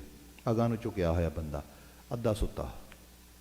ਜਦੋਂ ਲਗਾਤਾਰ ਇਸ ਤਰੀਕੇ ਦੇ ਨਾਲ ਆਕਸੀਜਨ ਦੀ ਡਿਸਟਰੈਕਸ਼ਨ ਹੋਏਗੀ, ਬ੍ਰੇਨ ਦਾ ਇੱਕ ਲੈਵਲ ਆਏਗਾ ਜਿੱਥੇ ਬ੍ਰੇਨ ਬੇਹੋਸ਼ ਹੋਣਾ ਸ਼ੁਰੂ ਹੋ ਜਾਏਗਾ, ਜਿੱਥੇ ਇੱਕ ਐਸਾ ਆਲਮ ਆਏਗਾ, ਅੱਖਾਂ ਦੇ ਸਾਹਮਣੇ ਭੱਬੂ ਤਾਰੇ ਦਿਸਣੇ ਸ਼ੁਰੂ ਹੋ ਜਾਣਗੇ। ਬੰਦੇ ਨੂੰ ਲੱਗੇਗਾ ਪਰਮ ਅਵਸਥਾ ਆ ਰਹੀ ਹੈ, ਬਸ ਹੁਣ ਪਹੁੰਚ ਚੱਲਾ ਵਾਂ। ਹੁਣ ਉਹ ਜਿਵੇਂ ਨਸ਼ੇ ਦੀ ਹਾਲਤ 'ਚ ਬੰਦਾ ਬੇਹੋਸ਼ ਹੋ ਜਾਂਦਾ ਹੈ, ਇਸ ਹਾਲਤ 'ਚ ਪਹੁੰਚ ਜਾਂਦਾ ਹੈ। ਸਾਡੇ ਬਹੁਤ ਵੱਡਾ ਤਬਕਾ ਹੈ ਅੱਜ ਇੱਕ ਮਤਲਬ ਸਿੱਖ ਸਮਾਜ ਦੇ ਵਿੱਚ ਹੀ ਜਿਹੜਾ ਇਸ ਕਿਸਮ ਦੇ ਨਾਲ UK ਤੋਂ ਬੇਸਡ ਨੇ ਉਹ ਕਰ ਰਹੇ ਨੇ। ਲੋਕੀ ਕਮਲੇ ਹੋਏ ਨੇ, ਲੋਕੀ ਕਹਿੰਦੇ ਤੁਹਾਨੂੰ ਕੀ ਪਤਾ, ਸਾਨੂੰ ਪਤਾ ਲੱਗ ਗਿਆ ਸਮਾਧੀ ਲਾਉਣ ਦਾ। ਅਲਟੀਮੇਟਲੀ ਜੇ ਇਹੀ ਮਕੈਨਿਜ਼ਮ ਨੂੰ ਧਰਮ ਕਿਹਾ ਜਾਂਦਾ ਹੈ, ਫਿਰ ਗੁਰੂ ਸਾਹਿਬ ਨੇ ਏਡੇ ਏਡੇ ਵੱਡੇ ਨਗਰ ਵਸਾਏ, ਗਿਰਾਂ ਵਸਾਏ, ਏਡੇ ਵੱਡੇ ਸੱਭਿਆਚਾਰ ਨੂੰ ਪੈਦਾ ਕੀਤਾ, ਜ਼ਬਾਨਾਂ ਪੈਦਾ ਕੀਤੀਆਂ, ਪੂਰੇ ਦੀ ਪੂਰੀ ਸਿਵਲਾਈਜੇਸ਼ਨ ਚੇਂਜ ਕਰ ਦਿੱਤੀ, ਤੇ ਅਗਾਂਹ ਜੰਗਾਂ ਯੁੱਧਾਂ ਤੱਕ ਕਿੱਥੋਂ ਤੱਕ ਲੈ ਕੇ ਗਏ। ਵਾਈ ਆਲ ਥੀਸ ਥਿੰਗਸ ਵਰ ਨੀਡਡ। ਜ਼ਿੰਦਗੀ ਦੀ ਸਹੀ ਤਸਵੀਰ ਨੂੰ ਦੇਖੋ। ਬੰਦੇ ਨੂੰ ਬਦਲਦੀ ਆਈਡੀਓਲੋਜੀ, ਬੰਦੇ ਨੂੰ ਚਲਾਉਂਦੀ ਹੈ ਵਿਚਾਰਧਾਰਾ ਤੇ ਸੋਚ, ਉਹ ਬਦਲਣੀ ਪਏਗੀ। ਥਾਟਸ ਤੁਸੀਂ ਮਾਰ ਨਹੀਂ ਸਕਦੇ, ਹਾਂ ਫਲੋ ਵਧਾ ਸਕਦੇ ਹੋ, ਘਟਾ ਸਕਦੇ ਹੈਗੇ ਹੋ, ਇਹ ਰੂਪ ਹੋ ਸਕਦਾ ਹੈ। ਘਟਿਆ ਹੋਇਆ ਫਲੋ ਕੀ ਹੈ? ਜਿਵੇਂ ਸਪੋਜ਼ ਹੋਰ ਸਿੰਪਲ ਐਗਜ਼ਾਮਪਲ ਇੱਕ ਹੋਰ ਦੇ ਦਿੰਦਾ ਵਾਂ, ਬਾਅਦ 'ਚ ਅਸੀਂ ਸੁਣਨ ਦੀ ਅਵਸਥਾ ਤੇ ਬਾਤ ਪਾਵਾਂਗੇ ਜੋ ਗੁਰੂ ਨਾਨਕ ਸਾਹਿਬ ਇੱਥੇ ਜ਼ਿਕਰ ਕਰ ਰਹੇ ਨੇ। ਆਪ ਜਾਣਦੇ ਹੋ ਬੜਾ ਵੱਡਾ ਨਾਚਾ ਡਾਂਸਰ ਮਾਈਕਲ ਜੈਕਸਨ। ਬਹੁਤ ਸਾਰੇ ਇਸ਼ੂ ਸੀਗੇ, ਨਸ਼ਾ ਬਹੁਤ ਜ਼ਿਆਦਾ ਲੈਣ ਲੱਗ ਗਿਆ। ਜਦੋਂ ਬਹੁਤ ਜ਼ਿਆਦਾ ਨਸ਼ਾ ਬਾਡੀ ਕਰਨ ਲੱਗ ਜੇ, ਬਾਡੀ ਦਾ ਇੱਕ ਲੈਵਲ ਇਹਦਾ ਟੋਲਰੈਂਸ ਲੈਵਲ ਵੱਧ ਜਾਂਦਾ ਹੈ। ਉਨੀ ਮਿਕਦਾਰ ਵਿੱਚ ਨਸ਼ਾ ਦਿਓਗੇ ਨੂੰ ਨਸ਼ਾ ਨਹੀਂ ਹੋਏਗਾ, ਤੇ ਜਦੋਂ ਨਸ਼ਾ ਨਹੀਂ ਹੋਏਗਾ ਕਰੋਨਿਕ ਪੇਨਸ ਹੋਣਗੀਆਂ, ਜਿਹਨੂੰ ਅਸੀਂ ਤੋੜ ਲੱਗਣੀ ਕਹਿੰਦੇ ਹਾਂ, ਕ੍ਰੇਵਿੰਗ ਹੋਏਗੀ, ਇਹ ਸਭ ਚੀਜ਼ਾਂ ਹੋਣਗੀਆਂ, ਵਿਡਰੋਲਸ ਹੋਣਗੇ, ਹੋ ਰਹੇ ਨੇ। ਡਾਕਟਰ ਬਰੀ ਹੋ ਗਿਆ ਉਹਦਾ, ਜਿਹੜਾ ਡਾਕਟਰ ਉਸ ਵਕਤ ਸੁਪਰਵਿਜ਼ਨ ਸੀ, ਜਿੰਨੇ ਅਸਲ 'ਚ ਉਹਨੂੰ ਇੰਜੈਕਸ਼ਨ ਦਿੱਤੇ ਸੀਗੇ। ਉਹ ਡਾਕਟਰ ਨੂੰ ਕਹਿ ਰਿਹਾ ਹੈ ਵੀ ਇਸ ਤੋਂ ਜ਼ਿਆਦਾ ਜੇ ਤੈਨੂੰ ਦਿੱਤਾ, this is kind of poison for you. ਉਹ ਕਹਿੰਦਾ ਹੂ ਕੇਅਰ, ਤੂੰ ਲਗਾ, ਮੈਂ ਮਰਨ ਦਿਆ, ਮੈਨੂੰ ਇੱਥੇ ਹਾਲਤ ਕੋਈ ਨਹੀਂ ਹੈਗੀ। ਉਹ ਹਾਲਤ ਇਹ ਸੀਗੀ ਕਿ ਉਸ ਪੋਇਜ਼ਨਸ ਲੈਵਲ ਤੱਕ ਜਾਣ ਕਰਕੇ ਉਹ ਕਾਫੀ ਸਮੇਂ ਤੋਂ ਪਿੱਛੇ ਕੁਝ ਦਿਨਾਂ ਤੋਂ ਉਹ ਠੀਕ ਫੀਲ ਕਰ ਰਿਹਾ ਸੀਗਾ। ਰੀਜ਼ਨ ਕਿਉਂਕਿ ਅਧਮਰੀ ਹਾਲਤ ਹੋ ਜਾਂਦੀ ਸੀ ਬਾਡੀ ਦੀ ਇੱਕ ਲੈਵਲ ਤੇ ਜਾ ਕੇ। ਉਹ ਜਿਹੜਾ ਬ੍ਰੇਨ ਸੀਗਾ ਉਹ ਅੱਧਾ ਇੰਚ ਲੱਗਦਾ ਡੈਡ ਹੋ ਰਿਹਾ ਉਸ ਰੂਪ ਦੇ ਵਿੱਚ, ਉਹਨੂੰ ਉਹ ਮਹਿਸੂਸ ਕਰ ਰਿਹਾ ਸੀਗਾ। ਨਸ਼ੇ ਦੀ ਜਦੋਂ ਬਹੁਤ ਹਾਲਤ 'ਚ ਲੋਕ ਚਲੇ ਜਾਂਦੇ ਨੇ ਨਾ, ਤੇ ਡਾਕਟਰ ਕਹਿੰਦੇ ਵੀ ਨੇ ਤੇਰੇ ਵਾਸਤੇ ਜ਼ਹਿਰ ਹੈ, ਹੁਣ ਪੀਵੀ ਨਾ, ਪਰ ਉਹ ਪੀਂਦੇ ਨੇ ਕਿਉਂਕਿ ਉਹ ਕਹਿੰਦੇ ਨੇ ਹੁਣ ਤੇ ਬਹੁਤ ਇੰਜੋਇਮੈਂਟ ਹੈ ਥੋੜੀ ਅਜੇ ਵੀ। ਕਾਹਦੀ ਹੈ ਭਾਈ? ਹੁਣ ਉਹ ਬ੍ਰੇਨ ਅੱਧਾ ਸੁੰਨ ਹੋ ਜਾਂਦਾ, ਆਕਸੀਜਨ ਦੀ ਜਿਹੜੀ ਹੈ ਬਰੀਥਿੰਗ ਪੈਟਰਨ ਜਿਹੜਾ ਹੈਗਾ ਉਹ ਖਰਾਬ ਹੋਣਾ ਸ਼ੁਰੂ ਹੋ ਜਾਂਦਾ। ਇਹ ਸਭ ਚੀਜ਼ਾਂ ਹੁੰਦੀਆਂ। ਯੋਗੀ ਕਿਰਿਆਵਾਂ ਕਰਕੇ ਵੀ ਕਰਦੇ, ਧਤੂਰੇ ਪੀ ਕੇ ਵੀ ਕਰਦੇ, ਇਹ ਵੀ ਗਵਾਹੀ ਹੈ। ਧਤੂਰਾ ਪੀਣਾ, ਭੰਗ ਪੀਣੀ, ਇਹ ਸਭ ਚੀਜ਼ਾਂ ਪੀ ਕੇ ਚੜਾ ਕੇ ਖੂਬ ਸਾਰਾ ਫਿਰ ਇਸ ਰੂਪ ਵਿੱਚ ਕਰਨਾ। ਮਹਾਰਾਜ ਜੀ ਨੇ ਬਾਤ ਕੀਤੀ, ਉਹ ਜੋਗੀ ਸੁਣ ਨੂੰ ਸਮਝ। ਸੁਣ ਕੀ ਹੁੰਦੀ ਹੈ? ਸੁਣ ਦਾ ਮਤਲਬ ਇਹ ਨਹੀਂ ਕਿ ਥਾਟਲੈਸ ਸਿਚੁਏਸ਼ਨ ਕ੍ਰੀਏਟ ਹੋ ਜਾਣੀ। No, there is no any kind of state of mind where people can attain any thoughtless. ਕਿਉਂਕਿ ਜਿਹਨੂੰ ਅਸੀਂ ਥਾਟਲੈਸ ਕਹਿੰਦੇ ਆ, ਸਪੋਜ਼ ਕਰੋ ਆਪਾਂ ਐਕਸਰਸਾਈਜ਼ ਕਰਦੇ ਆ ਇਸ ਰੂਪ ਦੇ ਵਿੱਚ ਬੈਠ ਕੇ ਵੀ ਆਪਾਂ ਥਾਟਲੈਸ ਹੋਣਾ ਹੈ। ਇੱਕ ਲੈਵਲ ਤੇ ਜਾ ਕੇ ਤੁਸੀਂ ਸਵਾਸਾਂ ਤੇ ਬਿਲਕੁਲ ਕੰਸਨਟਰੇਟ ਕਰ ਲੈਂਦੇ ਹੋ, ਇੱਕਦਮ ਆਈਡੀਆ ਆਉਂਦਾ ਹੈ, I think now this is the situation where people say is thoughtless. ਜਦੋਂ ਆਹ ਆਈਡੀਆ ਆ ਰਿਹਾ ਮੇਰੇ ਅੰਦਰ, this is also a thought, ਇਹ ਥਾਟ ਹੈ। ਜਦੋਂ ਮੈਂ ਦੁਬਾਰਾ ਸੋਚਦਾ, ਬੜਾ ਟਾਈਮ ਲੱਗਾ ਪਈ ਇਸ ਸਿਚੁਏਸ਼ਨ ਨੂੰ ਪ੍ਰਾਪਤ ਕਰਨ ਵਾਸਤੇ, ਅਗੇਨ ਥਾਟ। ਫਿਰ ਥਰਡ ਥਾਟ, ਮਤਲਬ ਥਾਟ ਤੇ ਚੱਲ ਰਹੇ ਨੇ। ਇਹ ਹੋ ਕੀ ਰਿਹਾ? ਐਕਚੁਅਲ ਲੈਵਲ ਤੇ ਥਾਟਲੈਸ ਹੋ ਹੀ ਨਹੀਂ ਸਕਦਾ। ਜਿਹੜੀ ਸੁਣ ਦੀ ਦਸ਼ਾ ਹੈ ਉਹ ਕੀ ਹੈ? ਸੁਣ ਦੀ ਦਸ਼ਾ ਹੈ ਬੰਦਾ ਉਸ ਮਾੜੀਆਂ ਅਲਾਮਤਾਂ, ਮਾੜੇ ਖਿਆਲਾਂ, ਮਾੜੀਆਂ ਸੋਚਾਂ, ਮਾੜੇ ਕਿਸਮ ਦੇ ਉਸ ਪ੍ਰਭਾਵ ਤੋਂ ਸੁੰਨ ਹੋਣਾ, ਉਸ ਪਾਸਿਓਂ ਬਿਲਕੁਲ ਮਰਨਾ, ਡੈਡ ਹੋਣਾ ਹੈ। That is the main thing. ਇਹਦੇ ਲਈ ਤੁਹਾਨੂੰ ਆਪਣੇ ਥਾਟ ਪ੍ਰੋਸੈਸ ਦੀ ਬਹੁਤ ਕਲੀਨਜਿੰਗ ਕਰਨੀ ਪਏਗੀ। ਬਾਬਾ ਜੀ ਨੇ ਇੱਥੇ ਜਿਹੜੀ ਬਾਤ ਕੀਤੀ ਹੈ, ਸਭ ਕਹਿੰਦੇ ਅੰਤਰ ਸੁਨੰਗ, ਬਾਹਰ ਸੁਨੰਗ, ਤ੍ਰਿਭਵਨ ਸੁਨਮ ਸੁਨੰਗ। ਉਹ ਜੋਗੀ ਜਿਹੜੀ ਸੁਣ ਨੂੰ ਅਸੀਂ ਲੱਭਣਾ ਹੈ ਨਾ, ਉਹ ਸੁਣ ਸਿਰਫ ਇੱਕ ਮਾਈਂਡ ਦੀ ਖੇਡ ਨਹੀਂ ਹੈ, ਇਹ ਉਹ ਨਾਟਕ ਚੇਟਕ ਨਹੀਂ ਕਿਸੇ ਕਿਸਮ ਦਾ। ਇਹ ਤੇ ਉਹ ਸੁਣ ਦਸ਼ਾ ਹੈ ਜਿਹਦੇ ਚ ਚਾਰ ਛਪੇਰੇ ਕਰਤਾਰ ਅਕਾਲ ਪੁਰਖ ਵਾਹਿਗੁਰੂ ਵਸਿਆ, ਉਹ ਨਜ਼ਰਿਆਬ ਹੋ ਜਾਏ, ਜਿਹੜਾ ਅਸਲ ਰੂਪ ਦੇ ਵਿੱਚ ਨਿਰਗੁਣ ਸਰੂਪ ਹੋ ਕੇ ਵਰਤ ਰਿਹਾ ਹੈ। ਕਿਆ? ਅੰਤਰ ਸੁਨੰਗ, ਬਾਹਰ ਸੁਨੰਗ, ਤ੍ਰਿਭਵਨ ਸੁਨਮ ਸੁਨੰਗ। ਚੌਥੇ ਸੁਨੈ ਜੋ ਨਰ ਜਾਣੈ, ਤਾਂ ਕੋ ਪਾਪ ਨਾ ਪੁੰਨੰ। ਚੌਥੇ ਸੁਨੈ ਜੋ ਨਰ ਜਾਣੈ। ਚੌਥੀ ਪੌੜੀ ਅੱਜ ਦੀ ਸਵੇਰੀ ਬਾਤ ਹੋ ਰਹੀ ਸੀ, ਏਕਮ ਏਕੈ ਆਪ ਉਪਾਇਆ, ਦੁਬਿਧਾ ਦੂਜੀ ਤ੍ਰਿਬਿਧ ਮਾਇਆ। ਚੌਥੀ ਪੌੜੀ ਗੁਰਮੁਖ ਉੱਚੀ, ਸੱਚੋ ਸੱਚ ਕਮਾਵਣਿਆ। ਗੁਰੂ ਅਮਰਦਾਸ ਸਾਹਿਬ ਕਹਿਣ ਲੱਗੇ ਅਵਸਥਾਵਾਂ ਨੇ ਬੰਦੇ ਨੂੰ। ਸਪੋਜ਼ ਕਰੋ ਅਸੀਂ ਸੰਸਾਰ ਵਿੱਚ ਜੀਨੇ ਆ, ਸੰਸਾਰ ਦੇ ਵਿੱਚ ਬੱਚਿਆਂ ਨੂੰ ਐਨਾਲੋਜੀ ਸਿਖਾਈ ਜਾਂਦੀ ਹੈ, ਐਨਾਲਿਟਿਕ ਵਿਊ ਸਿਖਾਇਆ ਜਾਂਦਾ ਹੈ, ਕੰਪੇਅਰ ਐਂਡ ਕੰਟਰਾਸਟ ਸਿਖਾਇਆ ਜਾਂਦਾ ਹੈ। ਇਹ ਚੀਜ਼ਾਂ 'ਚ ਉਹਨੂੰ ਚੋਇਸ ਹੀ ਨਾ ਦਿਓ। ਜਿਵੇਂ ਸਪੋਜ਼ ਮੈਂ ਸਿੰਪਲ ਕਰਦਾ, ਅਸੀਂ ਕਹਿੰਦੇ ਆ ਸੁਸਾਇਟੀ ਚੰਗੀ ਨਹੀਂਗੀ, ਸਮਾਜ 'ਚ ਭੇਜਾਂਗੇ ਬੱਚਾ ਖਰਾਬ ਹੋ ਜਾਏਗਾ, ਘਰ ਹੀ ਰੱਖੋ, ਘਰ ਰੱਖ ਕੇ ਘਰ ਹੀ ਪੜ੍ਹਾਓ, ਘਰ ਹੀ ਸਭ ਚੀਜ਼ਾਂ ਕਰੋ। ਘਰ ਪੜ੍ਹਾਓਗੇ, ਘਰ ਸਮਝਾਓਗੇ, ਉਹਨੂੰ ਕੁਝ ਵੀ ਸਮਝ ਨਹੀਂ ਆਉਣਾ। ਰਹਿਣਾ ਤੇ ਦੁਨੀਆ 'ਚ ਜਾ ਕੇ ਨਾ ਉਹਨੇ, ਜਦੋਂ ਦੁਨੀਆ 'ਚ ਜਾਏਗਾ ਦੁਨੀਆਦਾਰੀ ਤੋਂ ਉਹਨੂੰ ਸਮਝ ਨਹੀਂ ਆਉਣੀ। ਇਸ ਲਈ ਉਹਨੂੰ ਸੰਸਾਰ ਵਿੱਚ ਸਟਰੀਟ ਸਮਾਰਟ ਕਰਨਾ ਪਏਗਾ। ਦੁਨੀਆ 'ਚ ਭੇਜਾਂਗੇ ਉਹਨੂੰ, ਜਦੋਂ ਭੇਜਾਂਗੇ ਦੁਨੀਆ ਦੇ ਵਿੱਚ, ਤੇ ਦੁਨੀਆ ਦੇ ਵਿੱਚ ਕੀ ਹੋਏਗਾ? ਦਵੰਦ, ਡੁਐਲਿਟੀ। ਡੁਐਲਿਟੀ ਕੀ ਹੈ? ਘਰ ਵਾਲੇ ਕਹਿੰਦੇ ਨੇ ਝੂਠ ਨਹੀਂ ਬੋਲਣਾ, ਬਾਹਰ ਦੋਸਤ ਇਹ ਸਿਖਾਉਂਦੇ ਨੇ you don't have to tell everything to your parents, you know you can lie too. ਉਹ ਕਨਫਿਊਜ਼ ਹੁੰਦਾ, ਉਹ ਕਹਿੰਦਾ ਕਮਾਲ ਹੋ ਗਈ, ਉਹਨਾਂ ਦੀ ਮੰਨਾ ਕਿ ਇਹਨਾਂ ਦੀ ਮੰਨਾ, ਇਹ ਵੀ ਚੰਗੇ ਨੇ ਉਹ ਵੀ ਚੰਗੇ ਨੇ। ਡੁਐਲਿਟੀ ਇੱਥੋਂ ਆਉਂਦੀ ਦੁਬਿਧਾ। ਇਹ ਦੂਚਿਤੀ ਜਿਹੜੀ ਹੈ, ਫਿਰ ਬੰਦੇ ਦੇ ਦੋ ਵਰਲਡ ਬਣਨੇ ਸ਼ੁਰੂ ਹੋ ਜਾਂਦੇ ਨੇ, ਇੱਕ ਘਰ ਵਾਲਿਆਂ ਦੇ ਸਾਹਮਣੇ, ਇੱਕ ਬਾਹਰ ਵਾਲਿਆਂ ਦੇ ਸਾਹਮਣੇ। ਇਸ ਕਿਸਮ ਦੀ ਬਾਤ ਸ਼ੁਰੂ ਹੁੰਦੀ ਹੈ। ਇਹ ਦੁਬਿਧਾ, ਦੂਚਿਤੀ ਹੈ, ਇਹ ਲਗਾਤਾਰ ਚੱਲਦੀ ਹੈ, ਦੁੰਦ ਚੱਲਦਾ ਬੰਦਿਆਂ ਦੇ ਵਿੱਚ। ਅਖੀਰ ਇਹ ਦੁੰਦ ਬੰਦਿਆਂ ਨੂੰ ਫਿਰ ਕਿਤੇ ਕਿਤੇ ਦਾ ਕਿਤੇ ਲੈ ਜਾਂਦਾ, ਦੂਰ ਉਸ ਰੂਪ ਦੇ ਵਿੱਚ। ਬਾਬਾ ਜੀ ਨੇ ਜ਼ਿਕਰ ਕੀਤਾ ਏਕਮ ਏਕੈ ਆਪ ਉਪਾਇਆ, ਦੁਬਿਧਾ ਦੂਜੀ। ਇਹ ਕਿਸੇ ਹੋਰ ਨੇ ਨਹੀਂ ਪੈਦਾ ਕੀਤੀ, ਇਹ ਉਹਦਾ ਹੀ ਬਣਾਇਆ ਕਰਤਾਰੀ ਸੰਸਾਰ ਆ। ਇਹਦੇ 'ਚ ਚੀਜ਼ ਰਹੇਗੀ ਤ੍ਰਿਬਿਧ ਮਾਇਆ। ਤ੍ਰਿਬਿਧ ਮਾਇਆ, ਜਦੋਂ ਬੰਦਾ ਦੋ ਚੋਇਸਿਸ ਵਿੱਚੋਂ ਇੱਕ ਚੋਇਸ ਨੂੰ ਬਹੁਤ ਤਰਜੀਹ ਦਿੰਦਾ ਹੈ, ਤੇ ਕਿਹਨੂੰ ਤਰਜੀਹ ਦਿੰਦਾ ਹੈ? ਜਿਹੜੀ ਬਹੁਤੀ ਅਟਰੈਕਟ ਕਰਦੀ ਹੈ, ਬੜੇ ਅਲਿਊਰਿੰਗ ਵੇ ਦੇ ਨਾਲ ਲੱਗਦਾ ਇਹ ਬੜੀ ਚੰਗੀ ਹੈ, ਇਹ ਬੜੀ ਵਧੀਆ, ਇਸੇ ਚੋਇਸ ਨੂੰ ਬਣਾਈ ਜਾਂਦਾ ਵਾ।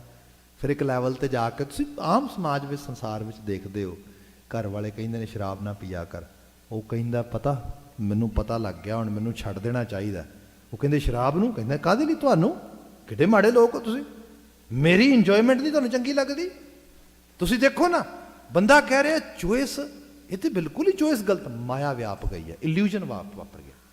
ਉਹ ਕਹਿੰਦਾ ਛੱਡ ਦਿਆਂਗਾ ਸਾਰੇ, ਪਰ ਆਹ ਰਾਹ ਨਹੀਂ ਛੱਡਾਂਗਾ। ਇਹ ਕੀ ਹੈ? ਇਹਨੂੰ ਤੀਜੀ ਜਿਹੜੀ ਹੈ ਅਵਸਥਾ ਹੈ ਜਿੱਥੇ ਮਾਇਆ ਵਿਆਪ ਗਈ ਹੈ। ਇਸ ਸੰਸਾਰ ਇਹਦੇ 'ਚ ਜੀ ਰਿਹਾ ਹੈ, ਪਰ ਕਿਤੇ ਕਿਤੇ ਜਾ ਕੇ ਬੰਦੇ ਦੀ ਬੋਡੀ ਵੀ ਹੋ ਜਾਂਦੀ ਹੈ। ਮਾਫੀ ਚਾਹਾਂਗਾ। ਆਪਾਂ ਇਸ ਨਾਰਥ ਅਮਰੀਕਨ ਸੋਇਲ ਤੇ ਰਹਿ ਰਹੇ ਹਾਂ। ਆਪ ਦੇਖੋਗੇ, ਮੈਂ ਇੱਥੇ ਸਾਡੀਆਂ ਕਨਵੈਨਸ਼ਨਸ ਹੁੰਦੀਆਂ ਅਕਸਰ ਐਡਿਕਸ਼ਨ ਦੇ ਉੱਤੇ, ਬੜੀਆਂ ਬੜੀਆਂ ਵੱਡੀਆਂ। ਈਵਨ ਮੇਰੇ ਕੋਲ ਬਹੁਤ ਸਾਰੇ ਕੇਸਿਸ ਵੀ ਆਏ ਇਹੋ ਜਿਹੇ। ਬੱਚਾ ਸੀਗਾ ਇੱਥੇ 16 ਸਾਲ ਹੋਮਲੈਸ ਰਿਹਾ। 16 ਸਾਲ, ਛੋਟੀ ਗੱਲ ਨਹੀਂ ਹੁੰਦੀ। ਫੈਮਿਲੀ ਬੜੀ ਪੜ੍ਹੀ ਲਿਖੀ, ਬੜੀ ਮਤਲਬ ਬੜੇ ਸੋਸ਼ਲ ਕਾਜ਼ ਵਾਸਤੇ ਹਰ ਵਕਤ ਆਪਣੇ ਆਪ ਨੂੰ ਰੈਡੀ ਰੱਖਣ ਵਾਲੇ ਲੋਕ, ਬੜਾ ਕੁਛ, ਬੜਾ ਜ਼ੋਰ ਲਾਇਆ ਉਹਨਾਂ ਨੇ। ਅਖੀਰ ਬਸ ਹੋ ਗਈ, ਗਿਵ ਅਪ ਕਰ ਗਏ। ਕਹਿੰਦੇ ਭਾਈ ਬਸ ਹੁਣ ਹੋਪਲੈਸ। ਹੁਣ ਜਦੋਂ ਉਹ ਗਿਵ ਅਪ ਕਰ ਗਏ, ਹੋਪ ਕੋਈ ਰਹੀ ਨਹੀਂ। ਉਹਨਾਂ ਨੂੰ ਇਹ ਵੀ ਨਹੀਂ ਪਤਾ ਜਿਉਂਦਾ ਆ, ਮਰਿਆ ਆ, ਹੈ ਜਾਂ ਨਹੀਂ ਹੈ, ਡਨ। ਅਖੀਰ ਹਿਸਟਰੀ ਹੋ ਗਈ। ਜੇ ਕੋਈ ਪੁੱਛਦਾ ਆ ਕੇ, ਉਹ ਕਹਿੰਦੇ ਜੀ ਪਤਾ ਨਹੀਂ, ਗੁਜ਼ਰ ਗਿਆ ਹੋਣਾ, ਹੁਣ ਤੱਕ ਦੀ ਬੜੀ ਬੁਰੀ ਹਾਲਤ ਸੀ। ਲਾਸਟ ਟਾਈਮ ਫਲਾਣੇ ਸ਼ੈਲਟਰ 'ਚ ਦੇਖਿਆ ਸੀਗਾ 7 ਸਾਲ ਪਹਿਲਾਂ, 9 ਸਾਲ ਪਹਿਲਾਂ। ਇਸ ਕਿਸਮ ਦੀਆਂ ਗੱਲਾਂ ਹੋਣ ਲੱਗ ਗਈਆਂ। ਅਖੀਰ ਗੱਲ ਇਹ ਹੋਈ ਕਿ ਜਿਵੇਂ ਉਹਨੇ ਮੈਨੂੰ ਖੁਦ ਆ ਕੇ ਸਾਰੀ ਗੱਲ ਦੱਸੀ। ਹੁਣ ਤੇ ਖੈਰ ਪੂਰੀ ਫੁੱਲੀ ਰਿਕਵਰਡ ਬੰਦਾ ਹੈਗਾ, ਫੁੱਲ ਫਲੈਜ ਸੋਸਾਇਟੀ 'ਚ ਕੰਟਰੀਬਿਊਟਰ ਹੈ। ਹੋਇਆ ਇਹ, ਕਾਲ ਆਈ, ਕਹਿਣਗੇ ਤੁਹਾਡਾ ਇੱਕ ਫੈਮਿਲੀ ਮੈਂਬਰ ਹੈ ਹਸਪੀਟਲ ਵਿੱਚ ਹੈ। ਉਹਨਾਂ ਨੂੰ ਪਤਾ ਲੱਗਾ, ਅੱਛਾ ਅਜੇ ਜਿਉਂਦਾ ਹੀ ਹੈ? ਕਹਿੰਦੇ ਹਾਂ, ਬੜੀ ਕ੍ਰਿਟੀਕਲ ਕੰਡੀਸ਼ਨ ਵਿੱਚ ਹੈ। ਉਹ ਜਦੋਂ ਹਿਸਟਰੀ ਅਸੀਂ ਪੁੱਲ ਕੀਤੀ ਸਾਨੂੰ ਪਤਾ ਲੱਗਾ। ਖੈਰ ਠੀਕ ਹੈ ਜੀ, ਫੈਮਿਲੀ ਚਲੀ ਗਈ। ਪਤਾ ਇਹ ਲੱਗਾ ਕਿ ਲੰਡਨ ਸ਼ਹਿਰ ਵਿੱਚ ਸੀ, ਓਨਟਾਰੀਓ ਦੇ ਵਿੱਚ, ਸਟਰੀਟ 'ਤੇ ਸੀਗਾ। ਬੜੀ ਛੋਟੀ ਉਮਰ ਦੇ ਵਿੱਚ ਹੋਮਲੈਸ ਸਿਚੁਏਸ਼ਨ 'ਚ ਚਲਾ ਗਿਆ। ਅਜੇ ਸ਼ਾਇਦ 36-37 ਸਾਲ ਦੀ ਬੜੀ ਮੁਸ਼ਕਲ ਨਾਲ ਏਜ ਹੋਏਗੀ। ਇੱਕ ਦਿਨ ਬਹੁਤ ਹਾਲਤ ਮਾੜੀ ਹੈ ਤੇ ਕਿਸੇ ਤਰੀਕੇ ਦੇ ਨਾਲ ਖੂਬ ਸਾਰਾ ਨਸ਼ਾ ਮਿਲ ਗਿਆ। ਮੈਨੂੰ ਜਦੋਂ ਜਿਵੇਂ ਉਹਨੇ ਆ ਕੇ ਗੱਲ ਦੱਸੀ, ਕਹਿੰਦਾ ਮੈਂ ਆਪਣੇ ਆਪ ਨੂੰ ਇਹ ਕਿਹਾ ਕਿ ਨਾ ਮਦਰ ਨੇਚਰ ਨੇ ਮੇਰੀ ਜਿਹੜੀ ਡੈਸਟਨੀ ਹੈਗੀ ਹੈ ਉਹ ਇਹੀ ਕ੍ਰੀਏਟ ਕੀਤੀ ਹੈ ਕਿ I have to die in this age, early age. So today is actually my last day in this world. Let's eat the whole drug. Overdose ਕਰਤਾ ਆਪਣੇ ਆਪ ਨੂੰ। ਇਹ ਉਹਦਾ ਕਹਿੰਦਾ ਵੀ ਲਾਸਟ ਮੈਮਰੀ ਹੈ ਮੇਰੀ, ਮੈਂ ਇਸ ਤਰੀਕੇ ਨਾਲ ਲੈ ਰਿਹਾ ਤੇ ਲੈ ਇਸ ਕਰਕੇ ਰਿਹਾ, ਕੰਮ ਨਿਬੇੜੀ ਹੈ, ਇਨਫ ਇਜ਼ ਇਨਫ। ਬਸ ਹੋਇਆ ਇਹ ਕਿ 7 ਕੁ ਦਿਨ ਬਾਅਦ ਤਰੀਕ ਮੈਂ ਦੇਖਦਾ ਵਾਂ, ਜਦੋਂ ਅੱਖਾਂ ਖੋਲ੍ਹਦਾ ਹਸਪੀਟਲ ਵਿੱਚ ਨਰਸਾਂ ਨੇ 7 ਦਿਨ ਬੀਤ ਗਏ ਨੇ, ਡਿਟੌਕਸੀਫਿਕੇਸ਼ਨ ਸੈਂਟਰ 'ਚ ਹਸਪੀਟਲ 'ਚ ਪਿਆ ਵਾਂ। ਫਿਰ ਅੰਦਰ ਇੱਕਦਮ ਖਿਆਲ ਆਇਆ, ਮਨਾ ਤੂੰ ਤੇ ਕਹਿੰਦਾ ਸੀ ਤੇਰੀ ਡੈਸਟਨੀ ਹੈ, ਤੂੰ ਮਰ ਜਾਣਾ ਹੈ, ਤੂੰ ਤੇ ਮਰ ਗਿਆ ਸੀ ਅਸਲ ਦੇ, ਤੂੰ ਤੇ ਓਵਰਡੋਜ਼ ਕਰਤਾ, ਕਿਲ ਕਰਤਾ ਸੀ ਆਪਣੇ ਆਪ ਨੂੰ। ਜੇ ਦੁਬਾਰਾ ਫਿਰ ਮਦਰ ਨੇਚਰ ਨੇ ਜ਼ਿੰਦਗੀ ਦਿੱਤੀ ਹੈ, let's do something else. We have done, I have done enough actually in past about drugs and everything. Now I think this life I have for any other purposes. Let's try to find out what are those purposes. ਇਸ ਪਾਸੇ ਹੁਣ ਮੈਂ ਬਾਤ ਕੀਤੀ। ਘਰ ਦੇ ਚਲੇ ਗਏ, ਘਰਦਿਆਂ ਨੇ ਉੱਥੇ ਜਾ ਕੇ ਥੋੜ੍ਹਾ ਬਹੁਤਾ ਦੇਖਿਆ, ਰੋਏ ਪਿੱਟੇ ਵੀ। ਉਹਨਾਂ ਸੋਸ਼ਲ ਵਰਕਰ ਨੇ ਕਿਹਾ ਤੁਸੀਂ ਕੁਝ ਹੈਲਪ ਕਰੋ ਇਸ ਤਰੀਕੇ ਨਾਲ। ਉਹ ਕਹਿੰਦੇ ਸੌਰੀ, ਸਾਡੇ ਵਾਸਤੇ ਤੁਸੀਂ ਇਹਨੂੰ ਰਿਲੀਜ਼ ਨਾ ਕਰਿਓ, ਕਿਸੇ ਸ਼ੈਲਟਰ ਭੇਜ ਦਿਓ, ਕਿਤੇ ਭੇਜ ਦਿਓ, ਰਿਕਵਰੀ ਸੈਂਟਰ ਭੇਜ ਦਿਓ, ਪਰ no we can not take him because we are hopeless. ਖੈਰ ਕਾਫੀ ਗੱਲਬਾਤ ਹੋਈ, ਉਹਨੂੰ ਸ਼ੈਲਟਰ ਭੇਜ ਦਿੱਤਾ। ਸ਼ੈਲਟਰ ਤੋਂ ਉਹਨਾਂ ਨੂੰ ਇਹ ਸੀ ਕਿ ਇਹ ਕਿੱਥੇ ਕੱਢਣ ਲੱਗਾ, ਰਿਲੈਪਸ ਹੋ ਜਾਣਾ, ਹਫਤੇ ਦੀ ਵੀ ਖੇਡ ਨਹੀਂ। ਅੱਗੇ ਹੋਇਆ ਕਿੰਨੀ ਵਾਰੀ, ਇਸ ਵਾਰੀ ਕੀ ਹੋਇਆ, ਕੋਈ ਰਿਲੈਪਸ ਨਹੀਂ ਹੋਇਆ, ਕੋਈ ਕੁਛ ਨਹੀਂ ਹੋਇਆ। ਪੂਰਾ ਪ੍ਰੋਗਰਾਮ ਕੀਤਾ 21 ਦਿਨਾਂ ਦਾ ਆਪਣਾ। ਉਸ ਤੋਂ ਬਾਅਦ ਜਿਹੜਾ ਹੈਗਾ ਅਗਲੇ ਉਹਨਾਂ ਨੇ ਪ੍ਰੋਗਰਾਮ ਜਿਹੜੀ ਆਊਟ ਪੇਸ਼ੈਂਟਸ ਜਿਹੜੀ ਹੈ ਸਰਵਿਸਿਜ਼ ਦਿੱਤੀਆਂ ਨੇ, ਉਹਨਾਂ 'ਚ ਪਾਰਟੀਸਪੇਟ ਹੋਇਆ। ਵਾਪਸ ਆ ਗਿਆ। ਵਾਪਸ ਆਇਆ ਤੇ ਫੈਮਿਲੀ ਫਿਰ ਵੀ ਰੈਡੀ ਨਹੀਂ। ਫੈਮਿਲੀ ਕਹਿੰਦੀ ਅਜੇ ਵੀ ਕੁਝ ਕਹਿ ਨਹੀਂ ਸਕਦੇ।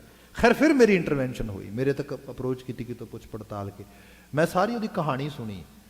ਮੈਨੂੰ ਲੱਗਾ ਹੁਣ ਸਪਾਰਕ ਹੈ ਇਹਦੇ 'ਚ, there is some kind of light. If we pay little attention toward actually his thoughts, then definitely this can be a different individual now. ਉਹ ਵਾਕਿਆ 'ਚ ਉਹ ਬਾਤ ਹੋਈ। ਖੈਰ ਫਾਦਰ ਸਾਹਿਬ ਉਹਦੇ ਕਾਫੀ ਸਟਰੋਂਗ ਸੀਗੇ, ਮੈਂ ਦੇਖਿਆ। ਉਹ ਕਹਿੰਦੇ ਭਾਈ ਸਾਹਿਬ ਪੱਕੀ ਗੱਲ ਹੈ, ਤੁਸੀਂ ਗਵਾਹੀ ਭਰ ਸਕਦੇ ਹੋ? ਮੈਂ ਕਿਹਾ ਜੀ ਮੈਨੂੰ ਲੱਗਦਾ ਆ। ਕਹਿੰਦੇ ਠੀਕ ਆ। ਉਹਨਾਂ ਸ਼ਰਤਾਂ ਰੱਖ ਦਿੱਤੀਆਂ, ਸ਼ਰਤਾਂ ਵੀ ਕਾਫੀ ਸਖਤ ਸੀਗੀਆਂ, ਆ ਸ਼ਰਤਾਂ ਪੂਰੀਆਂ ਕਰੇਗਾ। ਮੈਂ ਕਿਹਾ ਜੀ ਤੁਹਾਡੀ ਰਜ਼ਾ ਆ, ਮੈਂ ਸਮਝਦਾ ਥੋੜੇ ਲੀਨੀਅੰਟ ਹੋ ਜਾਈਏ ਥੋੜੇ ਜਿਹੇ। ਉਹ ਕਹਿੰਦੇ ਨੋ ਨੋ ਨੋ ਨੋ, ਇਹ ਸਟੈਪ ਬਾਏ ਸਟੈਪ ਚੱਲੇਗੀ ਚੀਜ਼। ਠੀਕ ਹੈ ਜੀ, ਪ੍ਰੋਗਰਾਮ ਬਣਾਇਆ, ਕੰਡੀਸ਼ਨਸ ਆ ਫੁੱਲਫਿਲ ਹੋਣਗੀਆਂ, ਘਰ ਵਾਪਸੀ ਹੋ ਜਾਏਗੀ। ਉਸ ਸੱਜਣ ਨੇ ਬੜੀ ਐਫਰਟ ਪਾਈ। ਹਾਲਾਂਕਿ ਜਦੋਂ ਮੇਰੇ ਕੋਲ ਆਉਂਦਾ ਰਿਹਾ, ਮੈਂ ਕੰਟੀਨਿਊਸਲੀ ਕਾਉਂਸਲਿੰਗ ਕਰਦਾ ਸੀਗਾ ਉਹਦੀ, ਤੇ ਮੈਂ ਉਹਨੂੰ ਪੁੱਛਦਾ ਸੀਗਾ ਵੀ ਹਾਊਜ਼ ਯੂਰ ਕ੍ਰੇਵਿੰਗ। ਕਹਿੰਦਾ ਵੀ psychologically am perfect person, but ਹਾਂ physically am not on that stage. Craving ਹੁੰਦੀ ਹੈ ਬੜੀ ਬੁਰੀ ਤਰ੍ਹਾਂ, ਸਰੀਰ ਟੁੱਟਦਾ ਹੈ। ਮਤਲਬ ਕਈ ਵਾਰੀ ਰਾਤ ਨੂੰ ਉੱਠ ਕੇ ਕਹਿੰਦਾ ਮੈਂ ਚੀਕਾਂ ਮਾਰਦਾ, ਇਹਦੇ 'ਚ ਕੋਈ ਸ਼ੱਕ ਨਹੀਂ ਹੈਗਾ। ਬਟ ਜੇ ਕੋਈ ਮੈਨੂੰ ਇਹ ਪੁੱਛੇ ਨਾ, ਮੈਨੂੰ ਆ ਕੇ ਕਹੇ ਉਸ ਵਕਤ ਚੀਕਾਂ ਮਾਰਦੇ ਨੂੰ ਵੀ ਲੈ ਮਰਨ ਜੋ ਦਿਆ ਹੈਗਾ ਤਾਂ ਥੋੜੀ ਜਿਹੀ ਲੈ ਲੈ, ਦਵਾਈ ਸਮਝ ਕੇ ਲੈ ਲੈ, ਕਹਿੰਦਾ ਨੋ ਵੇ, ਮੈਂ ਉਸ ਬੰਦੇ ਨੂੰ ਮਾਰ ਦਿਆਂਗਾ। ਮੇਰੀ ਇਹ ਸਟੇਟ ਆਫ ਮਾਈਂਡ ਮੇਰੀ ਇਹ ਬਣ ਚੁੱਕੀ ਹੈਗੀ ਹੈ। ਅਖੀਰ ਬੌਡੀ ਕੀਤੀ।